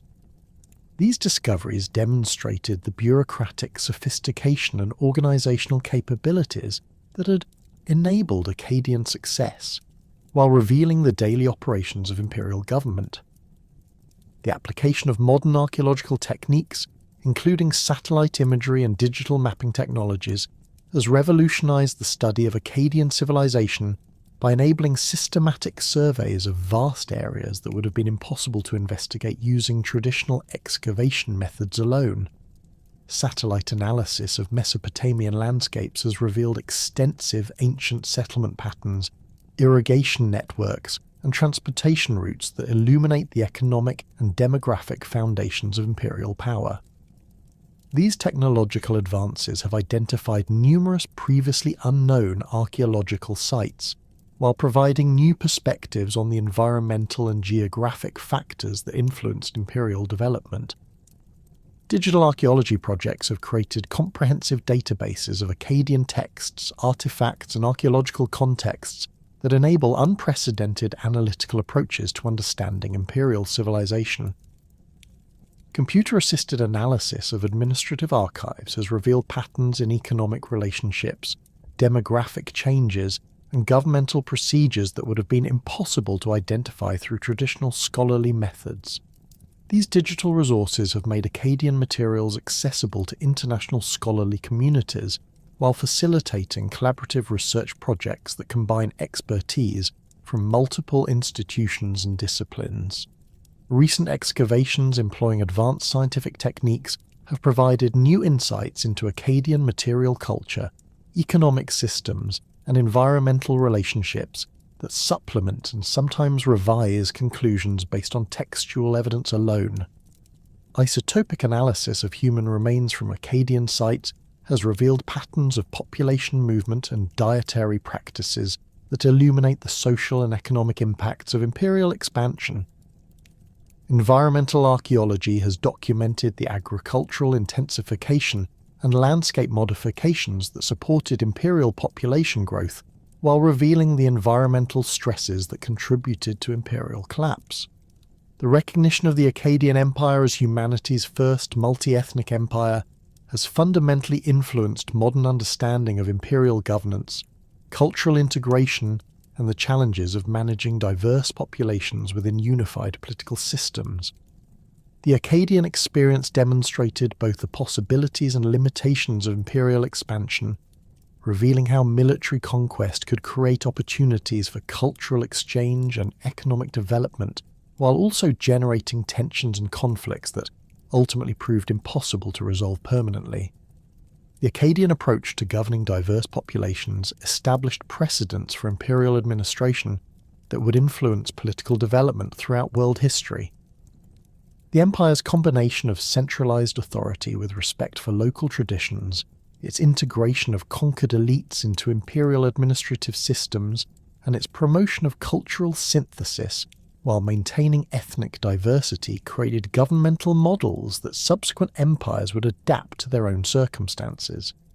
These administrative innovations demonstrated that effective imperial governance required not merely military dominance, but also cultural sensitivity and institutional flexibility. The military innovations pioneered during the Akkadian period established organizational principles and tactical approaches that would influence warfare throughout the ancient world. The development of professional standing armies, standardized equipment and training, sophisticated siege techniques, and coordinated logistical systems created military capabilities that enabled territorial expansion on unprecedented scales. Archaeological evidence reveals the spread of Akkadian military technologies and organizational methods throughout the Near East, influencing the military development of civilizations that had no direct political connection to the empire. The economic integration achieved within Akkadian territories demonstrated the benefits of political unification for commercial development and resource distribution. The standardization of weights, measures, and currency systems that facilitated long-distance trade, the development of commercial law that enabled complex business relationships, and the creation of transportation and communication networks that connected distant regions established economic precedents that would influence commercial practices for millennia. These innovations showed how imperial political authority could create conditions for economic prosperity that benefited both imperial centres and provincial populations. The cultural synthesis that occurred within Akkadian territories revealed the creative possibilities that emerged when diverse traditions interacted within unified political frameworks. The integration of Sumerian and Akkadian cultures, the development of new artistic styles and literary genres, and the creation of hybrid religious and intellectual traditions demonstrated how imperial expansion could foster cultural innovation rather than simply imposing dominant cultures on conquered populations. These cultural achievements established artistic and intellectual standards that would influence Near Eastern civilization long after the empire's political collapse. The ultimate failure of the Akkadian Empire to maintain permanent political unity provides equally important lessons about the limitations of early imperial governance and the challenges that all subsequent empires would face. The environmental crisis that contributed to imperial collapse demonstrated the vulnerability of complex political systems to natural disasters beyond human control. The succession crises that plagued Akkadian rulers revealed the difficulties of maintaining stable governmental transitions within imperial systems. The rebellions and resistance movements that challenged imperial authority illustrated the ongoing tensions between central control and local autonomy that would characterize imperial governance throughout history. The Akkadian Empire's significance extends far beyond its immediate historical context to encompass its role as the first successful experiment in creating unified government over vast territories and diverse populations. The innovations in administration, law, military organization, and cultural integration that enabled Akkadian success established precedents and revealed possibilities that would inspire and inform imperial development throughout world history. The empire's achievements demonstrated that human societies possessed the organizational capabilities necessary for creating political unity across enormous geographic distances and cultural differences, while its ultimate collapse revealed the challenges and limitations that would continue to confront imperial civilizations. The legacy of the Akkadian Empire thus encompasses both its specific contributions to ancient Near Eastern civilization and its broader significance as humanity's first demonstration that transcontinental political unity was achievable through sophisticated governmental institutions and cultural policies. The administrative techniques, legal concepts, military innovations, and approaches to cultural integration that characterized Akkadian rule established foundations for imperial governance that would influence political development across multiple continents and millennia. The rediscovery of this lost civilization by modern archaeology has not only recovered a crucial chapter in human history, but has also provided insights into the fundamental challenges and possibilities of imperial governance that remain relevant to understanding political development in the contemporary world. The Akkadian Empire stands as humanity's first successful attempt to unite diverse peoples under a single political authority, establishing precedents for imperial governance while revealing both the transformative potential and inherent limitations of transcontinental political unity. Its innovations in administration, law, military organization, and cultural synthesis created foundations for civilization that would endure for millennia, while its ultimate collapse demonstrated the fragility of even the most sophisticated political systems when confronted with environmental crisis and internal conflict. The empire's rediscovery by modern scholarship has illuminated not only a crucial period in ancient history, but also fundamental patterns in imperial development that continue to shape our understanding of political organisation and cultural change throughout human civilization.